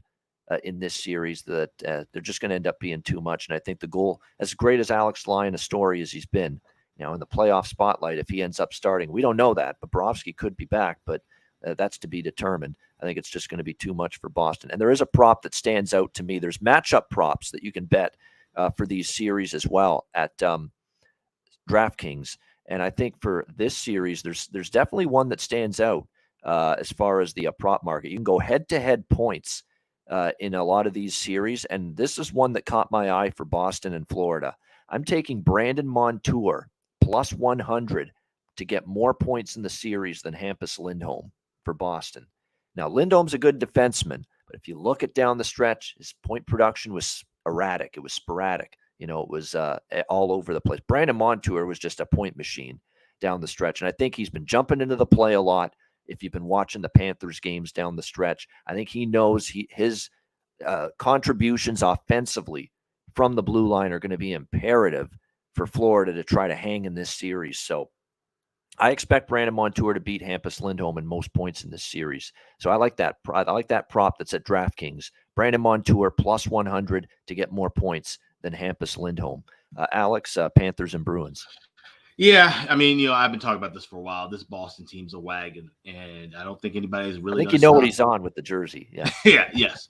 And Alex Lyon. I mean, like I said, it's a great run, and it, incredible for somebody to step up and finally, take the reins for Florida, get them into the playoffs. But it doesn't matter if it's Lyon, if it's Spencer Knight, if it's Bobrovsky, if you bring back Roberto Luongo. You aren't beating the Boston Bruins in the best of 7 series right now. This is a sweep for Boston. I played Boston 4-0 at plus 500. I did sprinkle a little, quarter unit on the insurance of Boston winning 4-1 at plus 250, or it was actually series ending in 5 games. Excuse me. That's the insurance play, not Boston 4-1. Boston 4-0 or series ends in 5 games. So that's just a little kind of insurance. I just don't see this one going that deep. I think the only time you could really back Florida would probably be the first period of Game 3 back at home. And it's a lot like what I said last year in the playoffs with Florida. They don't show up in that spot at home. Possibly, at best, they could be 1-1, but more than likely coming back home down 0-2. They'll have to, put everything on the ice in the first 20 minutes of play. Otherwise, it'll probably be a sweep, and that's more than likely what I'm expecting. Even if they do win the first period in Game 3. I will more likely be on Boston money line to try to come back and win that game. So that's the way I see it. I don't see a lot of close games. I might sprinkle. I'm not even going to take a pre-flop shot with the overtimes. I do have Game 2 circled as one that might go to OT. So that might be a regulation draw. I kind of have a little bit of a map with this series because, like I said, I'm really high on Boston here, and I think they take care of business at 4. And that's the way you got to go about it. You got to have a series script in mind when you're going to approach each individual series now moving forward. And because that's the best way to approach it, I think. It's just have an idea of how you think it might go game to game. Eddie, what do you think here? Panthers, Bruins. I'm going to go with the wagon. I don't know, but you stat guys might want to tell me. But when's the last time in the NHL that a team had as many points as the Bruins had this year? I mean, it was it was Montreal, the team that they beat in the 70s. That's the team they ended up beating, and that was an all-time great team. Now there's people debating what's the greatest team, the Montreal team in the 70s or this one. I think just based on it was for Montreal. I still think it's the Montreal team in the 70s, but that doesn't take anything away from how this has been one of the best single regular seasons and single best teams in recent memories. Certainly since 2000. Yes, definitely. Yeah. So I think it's really hard to bet against Boston. I think question mark. It looked like Ullmark got hurt the last game he played there. So what's his status going into Game 1? Like Swayman has played really well too, but Ullmark has been the best goal in the NHL this year, right? So I don't see one weakness really in this Boston team. So I'm going with Boston in 5 games as well. All right. By the way, we've run into internet issues for our guy Kevin, so he wanted me to pass along too. He actually is texting all his props out here. I figured at some point, hey, you're on the road, huh? How are you getting this connection to be so good? But eventually, he's on board with my Montour over Lindholm actually, and we hadn't talked about it. I had no idea Kevin liked that one as well. But yeah, he's on Montour over Lindholm points, Barkov over Taylor Hall points in the series as well. That one makes sense to me. I think that one makes sense to me too. Yeah. And Barkov to me is playing on the top line, Taylor Hall on the third line, and he doesn't have to carry the load offensively. Taylor Hall with everyone else that's on this Bruins team. So and he's got some props from the other East series as well, and I will mention them as we go along. Series to a series. Go ahead, Alex. And I got to ask you, how many goals roughly do you think Florida scores in the series? Well, that's the tricky part, okay, about betting some of these Florida Panthers player props over the Boston props, but we're not talking about them outscoring Pasta or Bergeron or DeBrusk, or even Zaka or Krejci, who have been very good. Like Lindholm to me can be beaten by Brandon Yes, Montour in I a agree with battle of that. points. Barkov can be beaten by Taylor Hall, or Taylor Hall can be beaten by Alexander Barkov in points, even if Florida scores 2 goals a game on average in this series. There's They still a good won't. shot that Barkov and Montour are going to factor in way more to the points for someone Florida else. than Hall or Lindholm for Boston. That's the way I we got see you. it. That's Okay. how I see Okay. it. Yeah. Yeah. Yeah. Because you're right. I don't think they're going to light up the scoreboard against this Bruins team. We know how good they are defensively, but I'm just saying because I think most of the offensive contributions are going to be Pasta, Bergeron, Marchand, probably McAvoy from the blue line is going to get a lot of points. Orlov, with what he's done, he's been a point machine. I didn't see this out of Orlov after they got him from Washington. All of a sudden, he's found out I've got some offense to my game from the blue line too. He's been ridiculous since they got him from the Washington Capitals. All right, next game here in the first round, we've got the New York Islanders taking on the Carolina Hurricanes. We've got the series price here in this matchup is Carolina minus 200 series favorites in this one over the New York Islanders. This one, I think I am tempted, very much tempted to take not the Islanders at plus 160, yes, but certainly this series to go 7, because I do feel it could go that way. We have evidence last year in the first round, by the way, of the Carolina Hurricanes having to go 7 games in the first round against the Boston Bruins. And remember, that was a homer series. Home team won every game.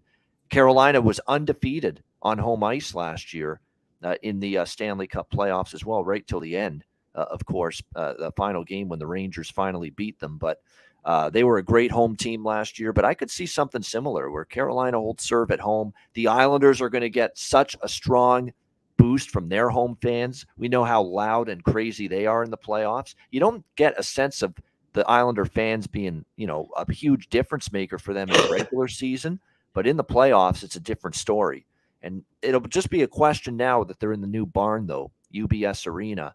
How much of that, because Nassau Coliseum, when the fans are right on top of you in that old barn that they used to play in, it really was a benefit to the Islanders. Will it still be that way here, even though now they're in, the new venue, UBS Arena? But I think the Islanders with their stingy play, with the fact that I just didn't love the way Carolina finished the season, that there's concern. And I read some stats, by the way, doing some reading and checking up.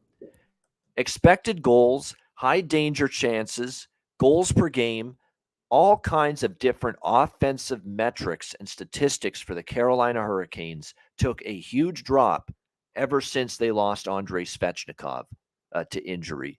And that is something that's kind of hanging over their heads in this series. He will be missed. And what I think concerns me too about Carolina here late in the season is, a lot of the players they're now counting on, didn't exactly have, their best offensive finish to the season overall. I mean, even Sebastian Aho finished the regular season with just 2 goals in the last 8 games.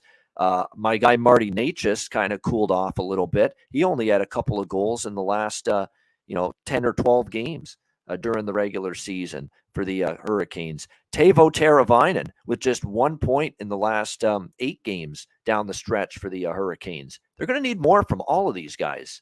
Simple. You're going to need all of those guys to step up for the Carolina. Or Seth Jarvis even kind of cool off down the stretch offensively. So they need all of those guys to pick it up offensively.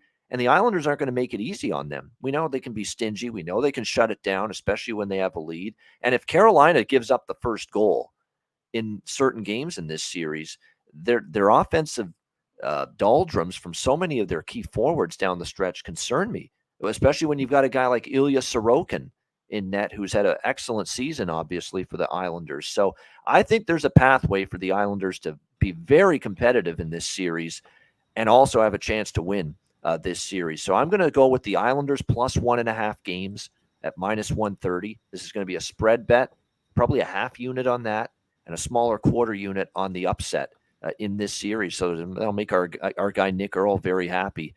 New York Islanders here plus 160. And remember, I have preseason futures on Carolina to win the East and the Cup. So it's kind of like a hedge because I've kind of lost a lot of confidence in them. Not that they're not capable.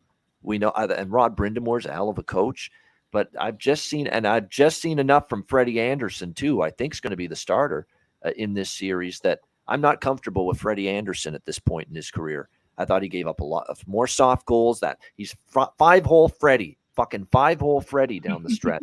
that bothers me. Eddie, I don't know how much you got to see of Anderson this year. I'll ask you right now. He leaves the five-hole unprotected too often, and opposing players know that, and they have beaten him in between the legs so many fucking times down the stretch, and yet he's not making the adjustment. He's got to fix that because players know this guy leaves the five-hole exposed, and we can slide it right between the wickets. Against him. You got to make that adjustment. So I thought we weren't going to talk about five-hole, but I guess we only have one goalie now. So now you guys can just team up against me again. but no, I think could resist. Freddie plays that game, and he's just trying to be so patient and read the game, and sometimes he plays it a little over patiently, and just like you said, I think Svechnikov was huge losing him. They obviously don't have Pacioretty either. Their team dynamic changed a lot when Svechnikov went down. So if this is the series to play the under, because I feel like Carolina can't score anymore. They lost all their offense. They lost their engine. We talked about this last night as well.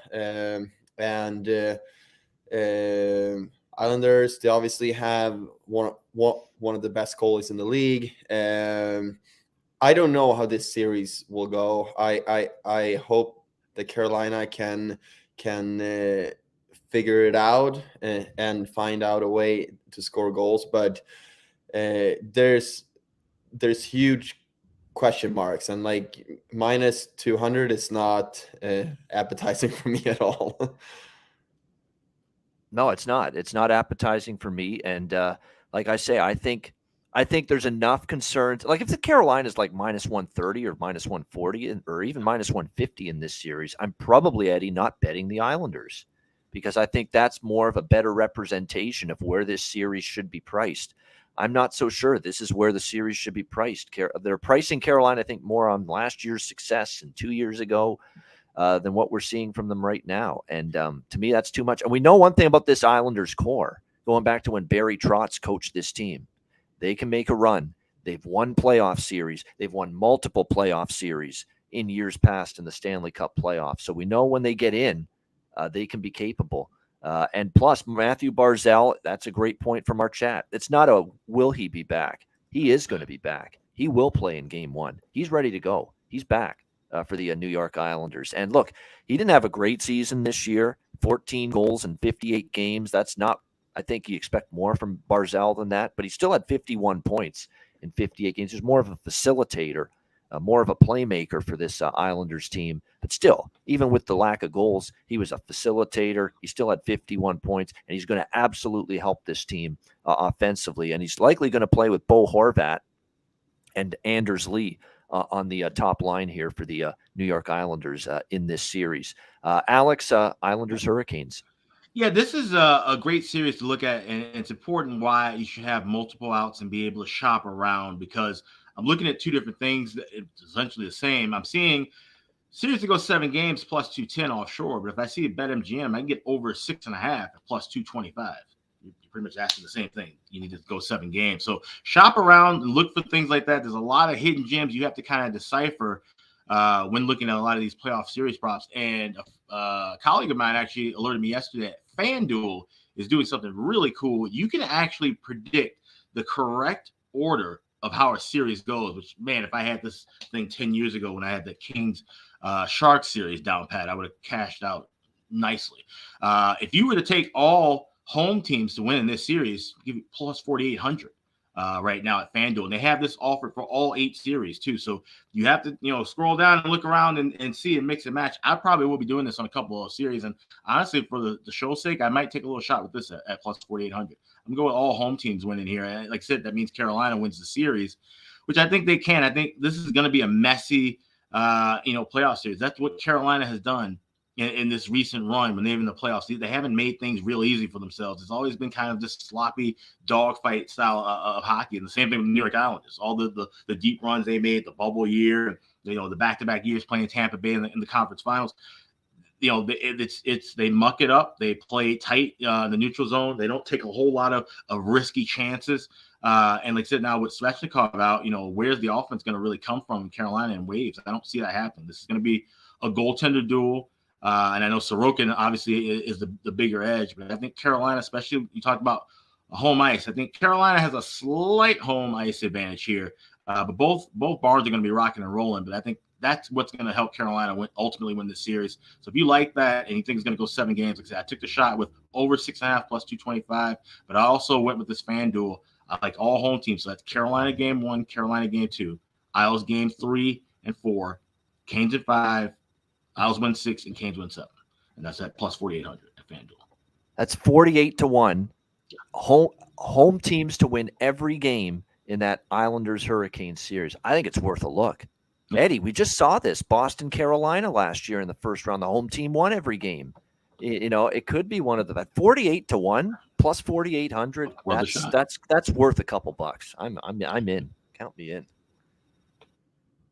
I like it. I definitely think that's got potential. And and I like the 7-game prop as well. In the plus 200, 225 range. I definitely think this is definitely one that screams out going the distance.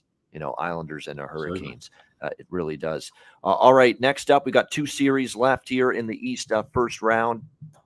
Next up, it is the New Jersey Devils taking on the New York Rangers. What a series this should be. The Hudson River rivalry, as they call it. It is back on, and I'm excited to see these two teams and all this firepower going head-to-head. We've got the Devils here at DraftKings currently minus 120. Series favorites. Now shop around because there's a lot of different prices, as Alex mentioned yesterday, involving this Rangers and Devils series. So make sure you shop around for the best price you can find here as far as this one goes. I'm on the Rangers here, plus 100. I like it. This is another series bet for me. To me, this is just, I like Shesterkin. I like the blue line a little bit better than the Devils, especially from a defensive standpoint. I think there's still a little bit of question marks about some of the depth players on the Devils. And as great as Dougie Hamilton is, can sometimes cough up the puck and make mistakes in his own zone. You've got Siegenthaler and Severson and Ryan Graves, John Marino that are going to, and Luke Hughes. We'll see how he fits in. There's tough questions and tough decisions that are going to have to be made for a couple of teams. We'll get to Toronto in a sec as far as Matthew Nyes is concerned. But these college kids, just dropping them into the starting playoff roster right away in game 1, these are tough decisions. Is Lindy Ruff going to get Luke Hughes in the lineup right away here in the playoffs? So tough decision needing to be made. And it's hard to say no when you see him score the game-winning goal the other night against the Washington Capitals. So, and I know Jack Hughes is going to vouch for his brother, but he is still very young. But it'll be interesting to see if Luke Hughes cracks the game 1 roster here for the New Jersey Devils. Now, look, New Jersey's strength is obviously the incredible balance they have offensively. Tatar, Hischier, Mercer, Meyer, Hughes, Bratt. And that doesn't even go without saying, Miles Wood and Jesper Boquist and Eric Haula, players like that on the bottom 6 that can score for New Jersey. I mean, they've got obviously tons of depth offensively, but so do the New York Rangers now after the incredible wizardry of Chris Drury, who continues to do a great job as the GM. Kreider, Zibanejad, Patrick Kane, Artemi Panarin, the Breadman, Vinny Trocheck, Vladimir Tarasenko, the kid line, which stole the show for this Rangers team last year in the playoffs. Alexis Lafreniere with Philip Hedl and Capo Caco. They're together again on the third. That's your third line. And that was a lot of instances the best line at times last year in the playoffs for the New York Rangers. VC Barclay Goodrow and Tyler Mott, who's a very good fourth-line player. I just think there's a little too much there, the Rangers. There's a great sense of multiple guys that can play both ends of the ice as well. Lindgren, Adam Fox, Keandre Miller, young defensemen, but they got the playoff experience last year going to the Eastern Conference Finals. I think that's going to make them even better and stronger this year. Trouba, Nico Mikkola has actually played well since they got him from the Blues. Braden Schneider continues to get better. And of course, you got Igor Shesterkin, who was the Vezina Trophy winner last year, and to me is someone that has picked his game up big time after a bit of a slow start this year. So it's going to be a great series. I think it's going to be competitive. I don't think it's going to be easy for the Rangers, not at all. But at the end of the day, I think the Rangers are going to win this series, get it done. And this is another series where I'd sprinkle the 6-7 games and look for one of them to hit, and hopefully one of them does, and you end up turning a profit. What do you think here, Alex? Rangers and Devils, another good one. Yeah, it's going to be a lot of fun. Like I said, this is a great classic rivalry that goes back quite a ways. Those who remember the 94 series, that Eastern Conference final. I think it might be that same kind of intensity, honestly. With the great run that New Jersey had this year, no one was expecting them to play as well as they did. Everybody was kind of expecting the Rangers to have that kind of a run. So now for them to meet up in the first round, I think it's going to be a heated battle. And this is the one series I'm not taking anything pre-series. And I think this is going to be back and forth where if you like either side, you should be able to grab a hefty plus price, which with whatever side you like. I expect this to go 6 or 7 games. I wouldn't be shocked to see New Jersey win game 1, and that's kind of what I'm hoping for. So then I can grab the Rangers to come back at a better price. I'm going to be looking more, like I said, just game by game with this one. The one thing I will take a shot with, as far as like a player prop to go, you guys probably knew where I was going here with this. Showtime, Sir Patrick Kane to score 3 or more goals at plus 145. He's been quiet, so far since joining the Rangers, but that's in the regular season. Like I said, trying to get everything acclimated. We're talking about a lot of offensive talent. It's going to take time for everybody to get into a rhythm, but we know Patrick Kane steps up when it's the playoff time, and that's what I'm expecting to see in this series. I think he's going to be the guy to really kind of lead the way here, and I don't know if it's going to be for the whole rest of the way. I wouldn't take a consummate flyer with him or anything like that. But I think for this series, he gets things rolling. I think that's how we're going to see if the Rangers are going to win this Eastern Conference and potentially win the Stanley Cup.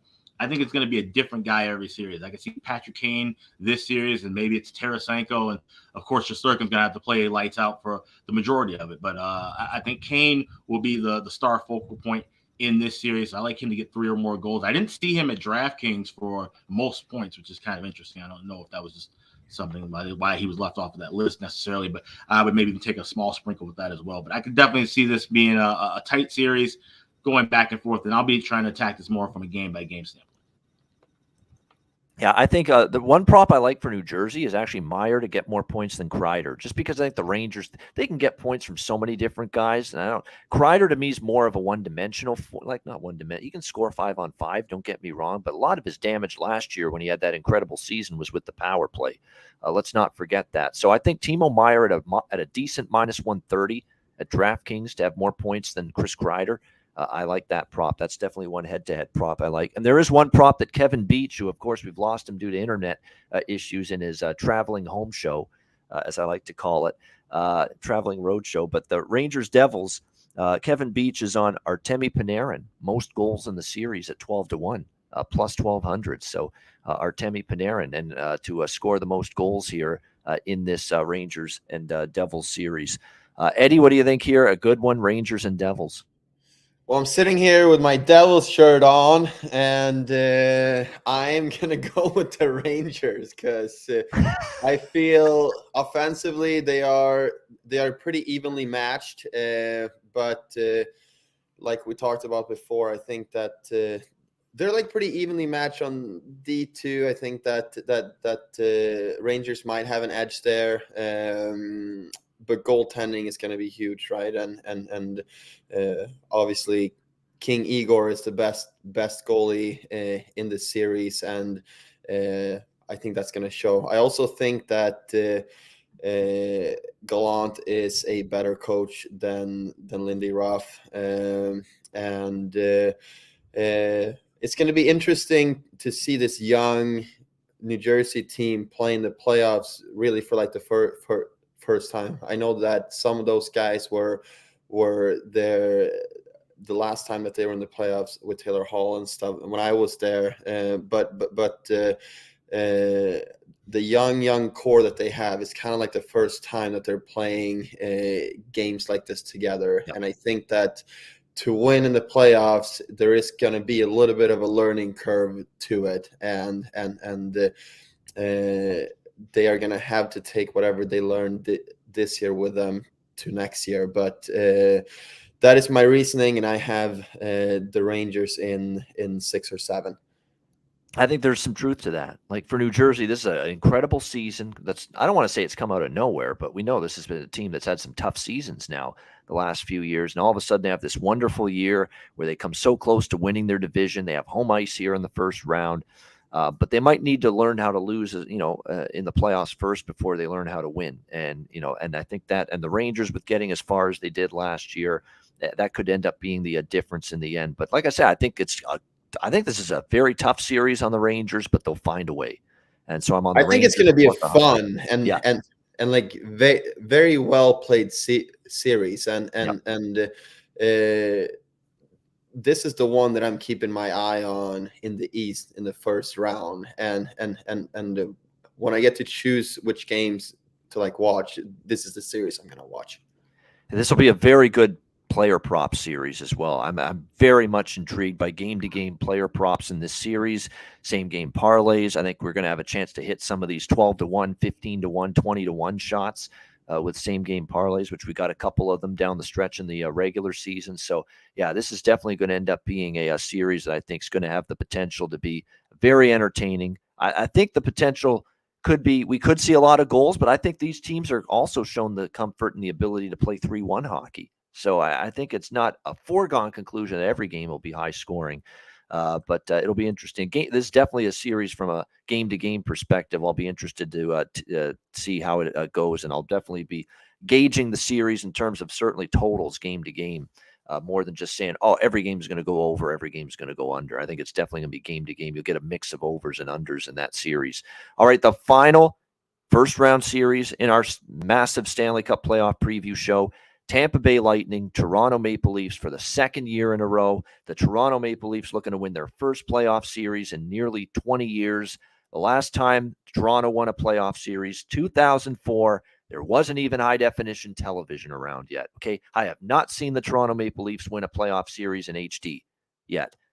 Will we finally see it this year? Minus 150. They are favored over the Tampa Bay Lightning. And keep in mind, last year, Tampa 1-7. That was close to a pick 'em. Maybe even Toronto a slight favorite in that series. They're an even bigger favorite now entering this year's first round at minus 150.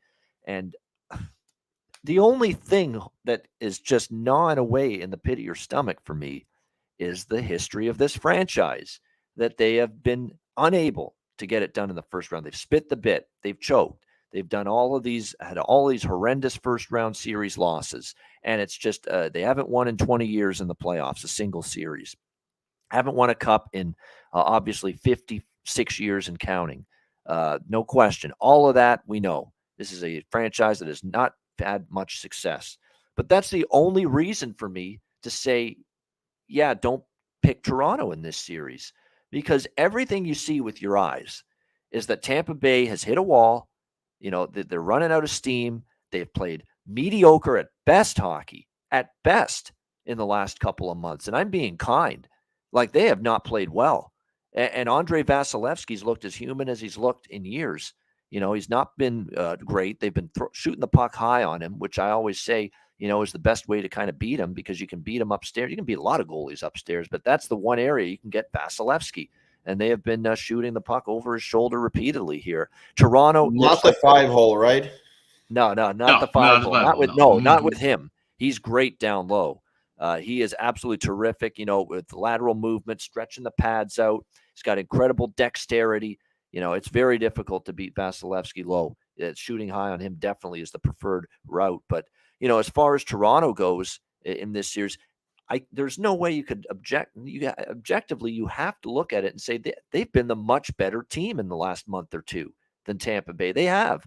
I mean, you look at it, Matthews, Marner, Nylander. I think Tavares has had a huge bounce back offensive season. No question. They've got depth in their forward group. They've got guys in every role now, guys that can score, guys that can check, guys that can play on the penalty kill, like Sam Lafferty, for instance, who they got from Chicago. We'll see if he's healthy enough to start.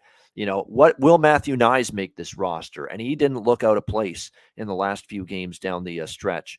And then you look at the blue line. I think this blue line's now a well-rounded blue line. You got your puck movers, Morgan Riley, among others. You got TJ Brody, your defenders on the blue line. You've got physical guys that'll knock someone down and really ratchet it up physically, will not allow Matthews and Marner to have physical liberties taken on them by the opposing team. When you talk about Jake McCabe and you talk about Luke Schenn, who they got at the deadline, like they have every facet of what it takes to be a winning team in the playoffs covered with this roster. So if somehow they spit the bit, I'm not going to sign up and join that bandwagon, Alex, of let's blame Dubas. Let's throw him under the bus again for not putting this thing together properly. What more do you want the guy to do? He's gotten everything that you could ask for in this roster. It's on the players now to get it done.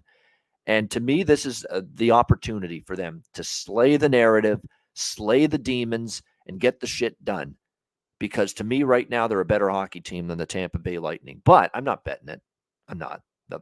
Like I say Toronto's going to win. I'm picking Toronto.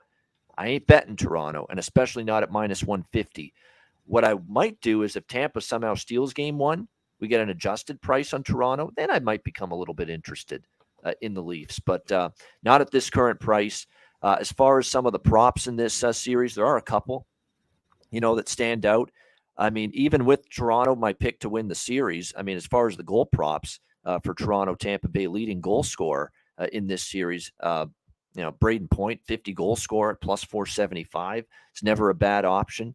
I think for point getter in this series, it's not great value at all. He's, the co-favorite, but Mitch Marner, I mean, he's been in on everything that the Leafs have done offensively this year.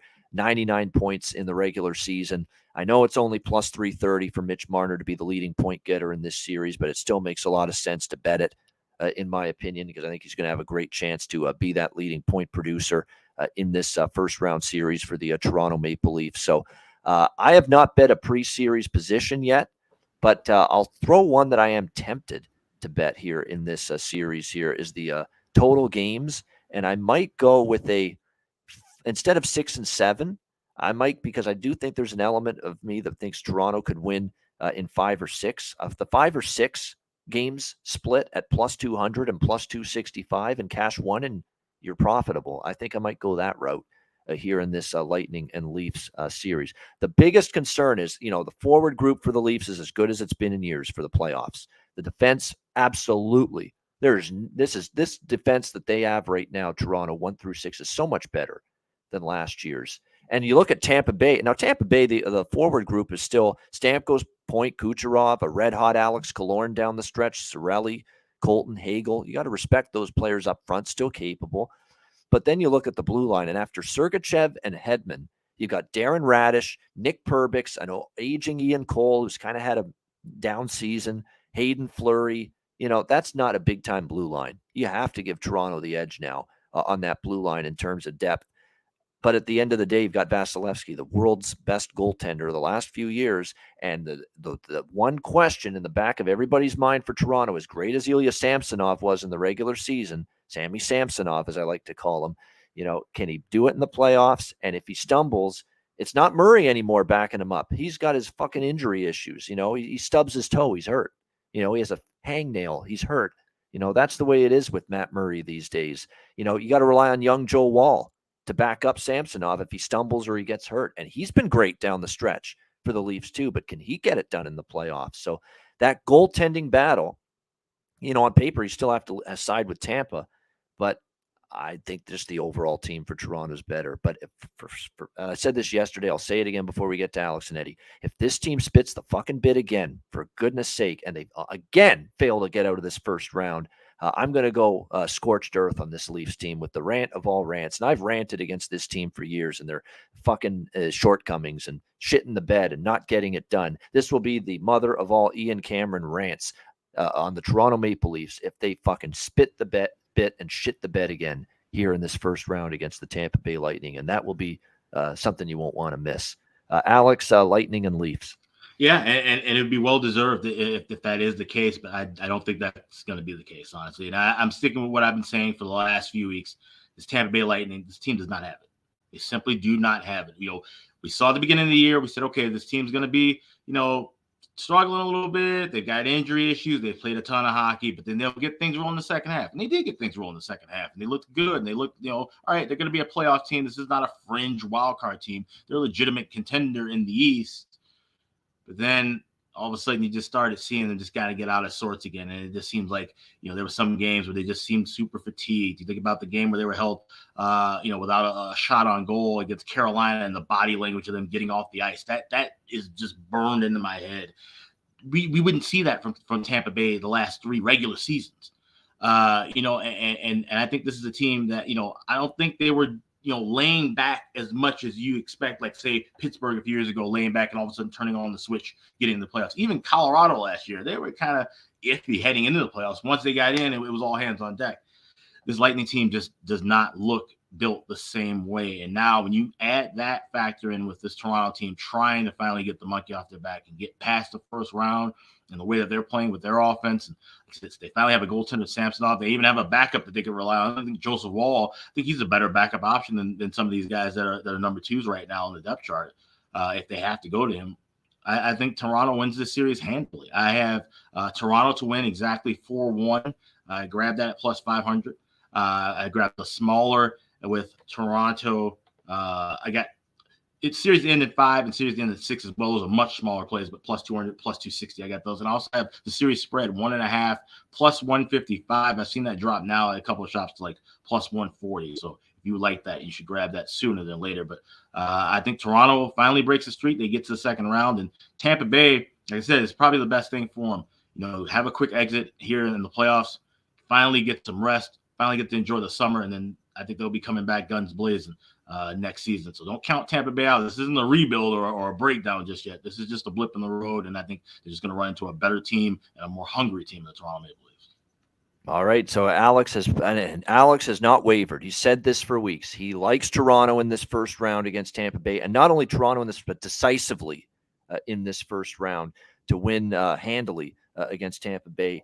And a lot of great discussion in the chat about Samsonov, and obviously our resident goalie, Eddie's a great person to talk about this. To me, with Ilya Samsonov, the only reason, right, you have to give Vasilevsky the edge because of what he's done. He's won cups. He's been great in the playoffs. He's been the best goalie for years. But if you're evaluating this particular season, Ilya Samsonov has been at least as good as Vasilevsky, and you can even say in instances he's been better, honestly, than this season. I mean, with the way Samsonov's played, he's been that good. He's been that good, Ilya Samsonov. The only hang-up we have is that he hasn't, played in the playoffs he's played in the playoffs for Washington, and his playoff record, I believe, is 1-6 or 1-7, I believe, as a playoff starter with the Washington Capitals, but totally different situation. This is a new team, and I get that Vasilevsky's Vasilevsky, but I think Samsonov is right there with Vasi this year in his season performance. And again, Vasi's season performance not being on par with what he's done the last couple of years. How do you see it going, Eddie? Tampa Bay, Toronto. Yeah, I mean, everything is pointing to Toronto winning their first series in a very long time, right? And they have the team for it. I also think they have the goaltending for it. The odds are that they will probably win this in 5 or 6 games.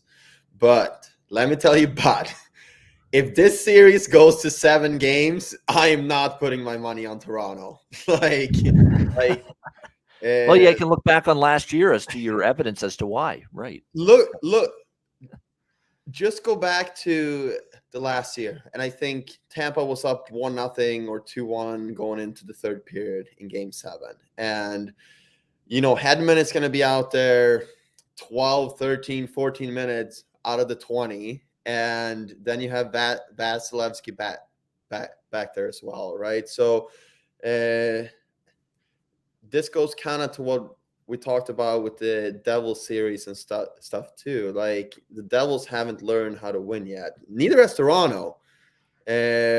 But they're playing a team, and they've had years to figure it out. Toronto, yes, but they're playing a team that has extreme experience with what it's like to play in these games and how you win. And that is the only reason why I'm just a little bit on the fence with Toronto. But if they show that they've learned from past mistakes and their top players are playing like their top players, this series is going to be over in 5. But if it goes to 6, and then, oh my God, like we start to think like we have all this history coming up, and the media there is not kind to their players by any means either, right? And then old demons are starting to come up. If this goes to 6, I'm 50-50. If this goes to 7, I'm like all in on Tampa. There you go. I think so. That basically Eddie Lack will have money on Tampa Bay if it's a Game 7 situation here. It's sounding like that to me. Yes, sir. Based on that, yeah. I mean, if you look at one team, but it's not just last year either with Toronto in Game 7s. The Boston Game 7s, going back to 2013, including a few years ago when they are actually up 3-2 against Boston in that series. They lost Game 6 at home, and then they lost Game 7 in Boston, a few years ago. That was trouble. The Columbus series, albeit in the bubble, couldn't hang on to a series lead. And of course, last year they lose, albeit 2-1. Very tough. Could have went either way, but they lost to Game 7 again. So you're right. Game 7, Toronto wants to avoid that, at all costs, probably in this first round series. There's no question. But that should be fascinating to see because there's no better opportunity for them, probably Toronto, to finally win a playoff series. That was awesome, that breakdown. And by the way, I just want to see if Kevin had anything on that Toronto-Tampa series as far as props are concerned. But I believe he had one. Did he? Let me just see. No, he didn't have any on that series, but he had a couple in the Carolina Islanders series that he sent along. Brent Burns at 41 to 41 plus 4,100. 41-1 odds to have the most goals in the series. Brent Burns for the Carolina Hurricanes. How about that? Going with a big plus price shot there. And he also likes a head-to-head matchup in that series. Brock Nelson to have more goals than Marty Necas in that Hurricanes Islanders series. And Brock Nelson obviously has been one of the best players all year for the Islanders. So not a bad prop look there. Brock Nelson over Marty Necas. Yep. In goals. Yep. I think that's not bad as well. You're right. And I think that is probably at DraftKings. Let me just see what the price is on that head-to-head goals there. Minus 110 for Brock Nelson over Marty Necas for most goals in that Hurricanes Islanders series. So, Kevin Beach is liking that prop there as well. All right, just before we wrap, Stanley Cup and conference futures, just to recap. Preseason, I took Edmonton to win the West and the Cup. New York Rangers to win the East and the Cup. Carolina to win the East and the Cup. Those are the 3 that I have alive before the season started. I placed those back in October. I have not bet any futures since then. I am going to add a couple now. You can throw away that old ticket. I think it's gone. Yeah. I can. Yeah. I think it's just taking up space. I mean, why? Why even keep it? Just taking up space. It's totally worthless. Just chuck it in the garbage can. Yeah. Be done with it.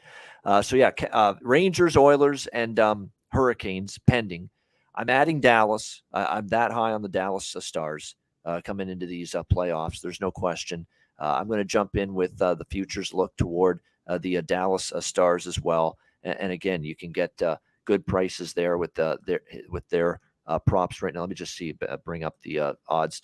I'll use Bet365 as a reference. Again, shop around for the best prices with the to win the conference and to win the cup. But to win the conference for Dallas, plus 650, and to win the Stanley Cup at Bet365, 14-1, plus 1,400. So I like Dallas to win the West, to win the conference, just based on the prices. I think that's the one I'll add. And there's, I think, one more that I was contemplating. I might add the Kings if they beat Edmonton, but not until that time, because I don't think they're beating Edmonton. But if they do beat Edmonton, I think I will jump on the LA Kings at that point for Western Cup futures, but only because I don't think they're beating Edmonton. I'm not betting it now. Yeah. That's the way I'm approaching it. Dallas is the main one. That the East is a lot better than the West. Yes. For the first time in years, yes. I think the answer is yes. Yep. Yeah. I agree with that. I think the East top to bottom is going to be compelling. You've got a chance for, I think, Carolina Islanders maybe to be a little bit more of a defensive-minded, tighter checking chess match series, but that should still be a very competitive, exciting, dramatic series. And then Devils, Rangers, and Leafs, Lightning could be both excellent. And don't even sleep on, Boston, I think, beats Florida, maybe even in 5 games, like Alex says. But I think Florida may keep it from being a runaway game to game, where it's 3-2, a lot of 3-2 Boston, a lot of 3-1 Boston, that kind of thing. You could see that in that series. So the East, is, and the teams, Bruins and Rangers and Devils and the Leafs, and you can never totally count out Tampa, even though they've been struggling down the stretch. The East is just absolutely loaded this year. But I thought the West got stronger down the stretch. Like, I wasn't high on Dallas. I didn't think much of Dallas halfway through the season. I think a lot of them now with the way they finished. Edmonton with the way they finished. LA can still be a tough out. Colorado, if they can get their game back to the level of last year, don't count them out. So the West still has capable teams, but I think top to bottom, the East is better. I agree. What do you think, Alex? Oh, yeah, absolutely, yeah. And I'm a huge proponent of the Western Conference, but the East has been leaps and bounds better. But it's funny because when you look at the West and specifically that Central, I kind of nailed that down. I liked Minnesota at the beginning of the year, but I said it would come down to Minnesota, Dallas, Colorado. And, based on how we could, what we expect from Colorado, the variance, obviously, especially we didn't expect this many injuries, of course, but we thought, once again, like a team winning the Stanley Cup, have that little bit of a hangover, get things on track in the second half. And they did that and did a great job, like I said, despite having so many guys out for most of the year. But this Dallas team, I've liked them all the way through. Like I said, even off of last year with the way they lost in Game 7, I just felt like they were going to use that to build into a better team, and they did. And now I feel like they're one of those dangerous teams that could just easily make a run through this Western Conference. Like I said, I grabbed plus 550 for them to win the West back on February 6th. So you can still grab, 650 is a great price. I also did take a shot. I don't have anything Bruins individually. I didn't go 310 or 320 with them to win the Cup. But what I did do at MGM was I got 25-1 on Bruins to beat Stars, an exact outcome for the Stanley Cup final.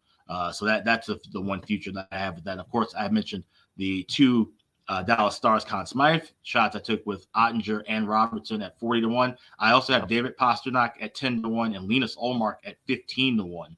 I've seen as high as 20-1 with Ullmark for consummate. Once again, if they win this series and handily, like I expect in a sweep, 10-1 and 16-1 will probably be reduced down to about plus 300 and plus 450. So definitely don't want to wait on those if you like Boston to advance in this series or just even get, like I said, not even all the way to the conference finals. If you like them to win this series, those prices are going to disappear. So grab them now. Yeah.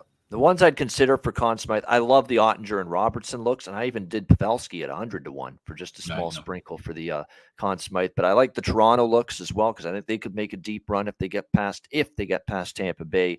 So Marner at 22-1, even Matthews at 20-1 could end up seeing that have a chance. Like I said, the Oilers consummate props, McDavid and Draisaitl 8-1 and 30-1 respectively. Those are the ones I would kind of look at here more than anything else. And again, you want to be picking teams and betting players to win the consummate trophy that you think are going to be in the Stanley Cup final, obviously, and have a chance to win the Stanley Cup. So I think they all have great possibilities. But we're going to get to best bets to wrap it up here for this great preview show. Eddie, appreciate it you staying on with us too for a couple hours. I figured it would be that long. But anything you want to say, Eddie, before we get to best bets to wrap it up? No, just thank you so much for having me on, and I truly believe a team from the East is going to win, and if I were to pick any futures, it would probably be Ullmark or Pasta for the consummate. So that's I don't know what the odds are, but that's kind of what my gut is telling me. Yeah, Pasta's right at the top, 7-1. Yeah, and then Ullmark anywhere between 15-20-1. Yeah, but now we don't even know. Is he going to start the first game? Yeah. True. Yeah. Interesting. Yeah, it definitely is, and we'll also hope for a great playoffs and exciting playoffs. And again, we're going to have you covered on the Ice Guys show throughout the playoffs. Daily shows continue. We'll break down every game, sides, totals, player props, everything for the Stanley Cup playoffs. And again, we're off tomorrow. There's no show tomorrow, but we'll be back on Monday, and we'll get you ready for the 4 game ones taking place on Monday night. Shout out to everyone in the chat for watching. Hit the like button, and to our podcast listeners as well. Back to wrap up our Ice Guys Stanley Cup playoff preview show in just a moment, right after we hear from Manscaped. Support for the Ice Guys is brought to you by Manscaped, who is the best in men's below-the-waist grooming. Their products are precision-engineered tools for your family jewels. Manscaped's Performance Package, the ultimate men's hygiene bundle. Join over 7 million men worldwide who trust Manscaped with this exclusive offer for you, 20% off and free worldwide shipping with the promo code ICEGUYS. That's promo code ICEGUYS at manscaped.com. If my math is correct, it's about 14 million balls that you can preserve. The Performance Package 4.0 is the complete accessory package to take care of everything that is required. You've got, of course, the Lawnmower 4.0. Takes care of your facial hair and among other things. You've got, of course, the Weed Whacker. I'm approaching 40. Nose hair has become a major issue. It pisses the hell out of me. I need to take care of that shit, and the Weed Whacker can help you do that. Both of these products, waterproof and a 4000K LED spotlight for a more precise shave. And you'll also be able to take care of those delicate areas with the ball toner, with the ball deodorant, keep you smelling good, looking good, and feeling good down in the nether regions. This complete Performance Package 4.0 will take care of everything for you, for all you guys out there, and it's courtesy of our good friends at manscaped.com. So get 20% off and free shipping with the promo code ICEGUYS at manscaped.com. That's 20% off with free shipping at manscaped.com. And use promo code ICEGUYS. Unlock your confidence and always use the right tools for the job with Manscaped.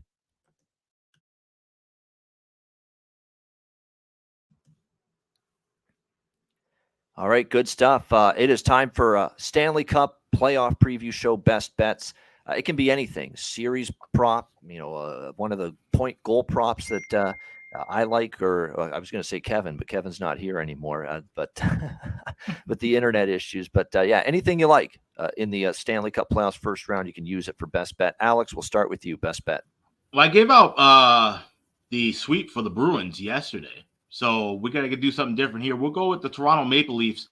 We'll go with the series spread, -1.5, plus 155. Plus 150 is decent as well.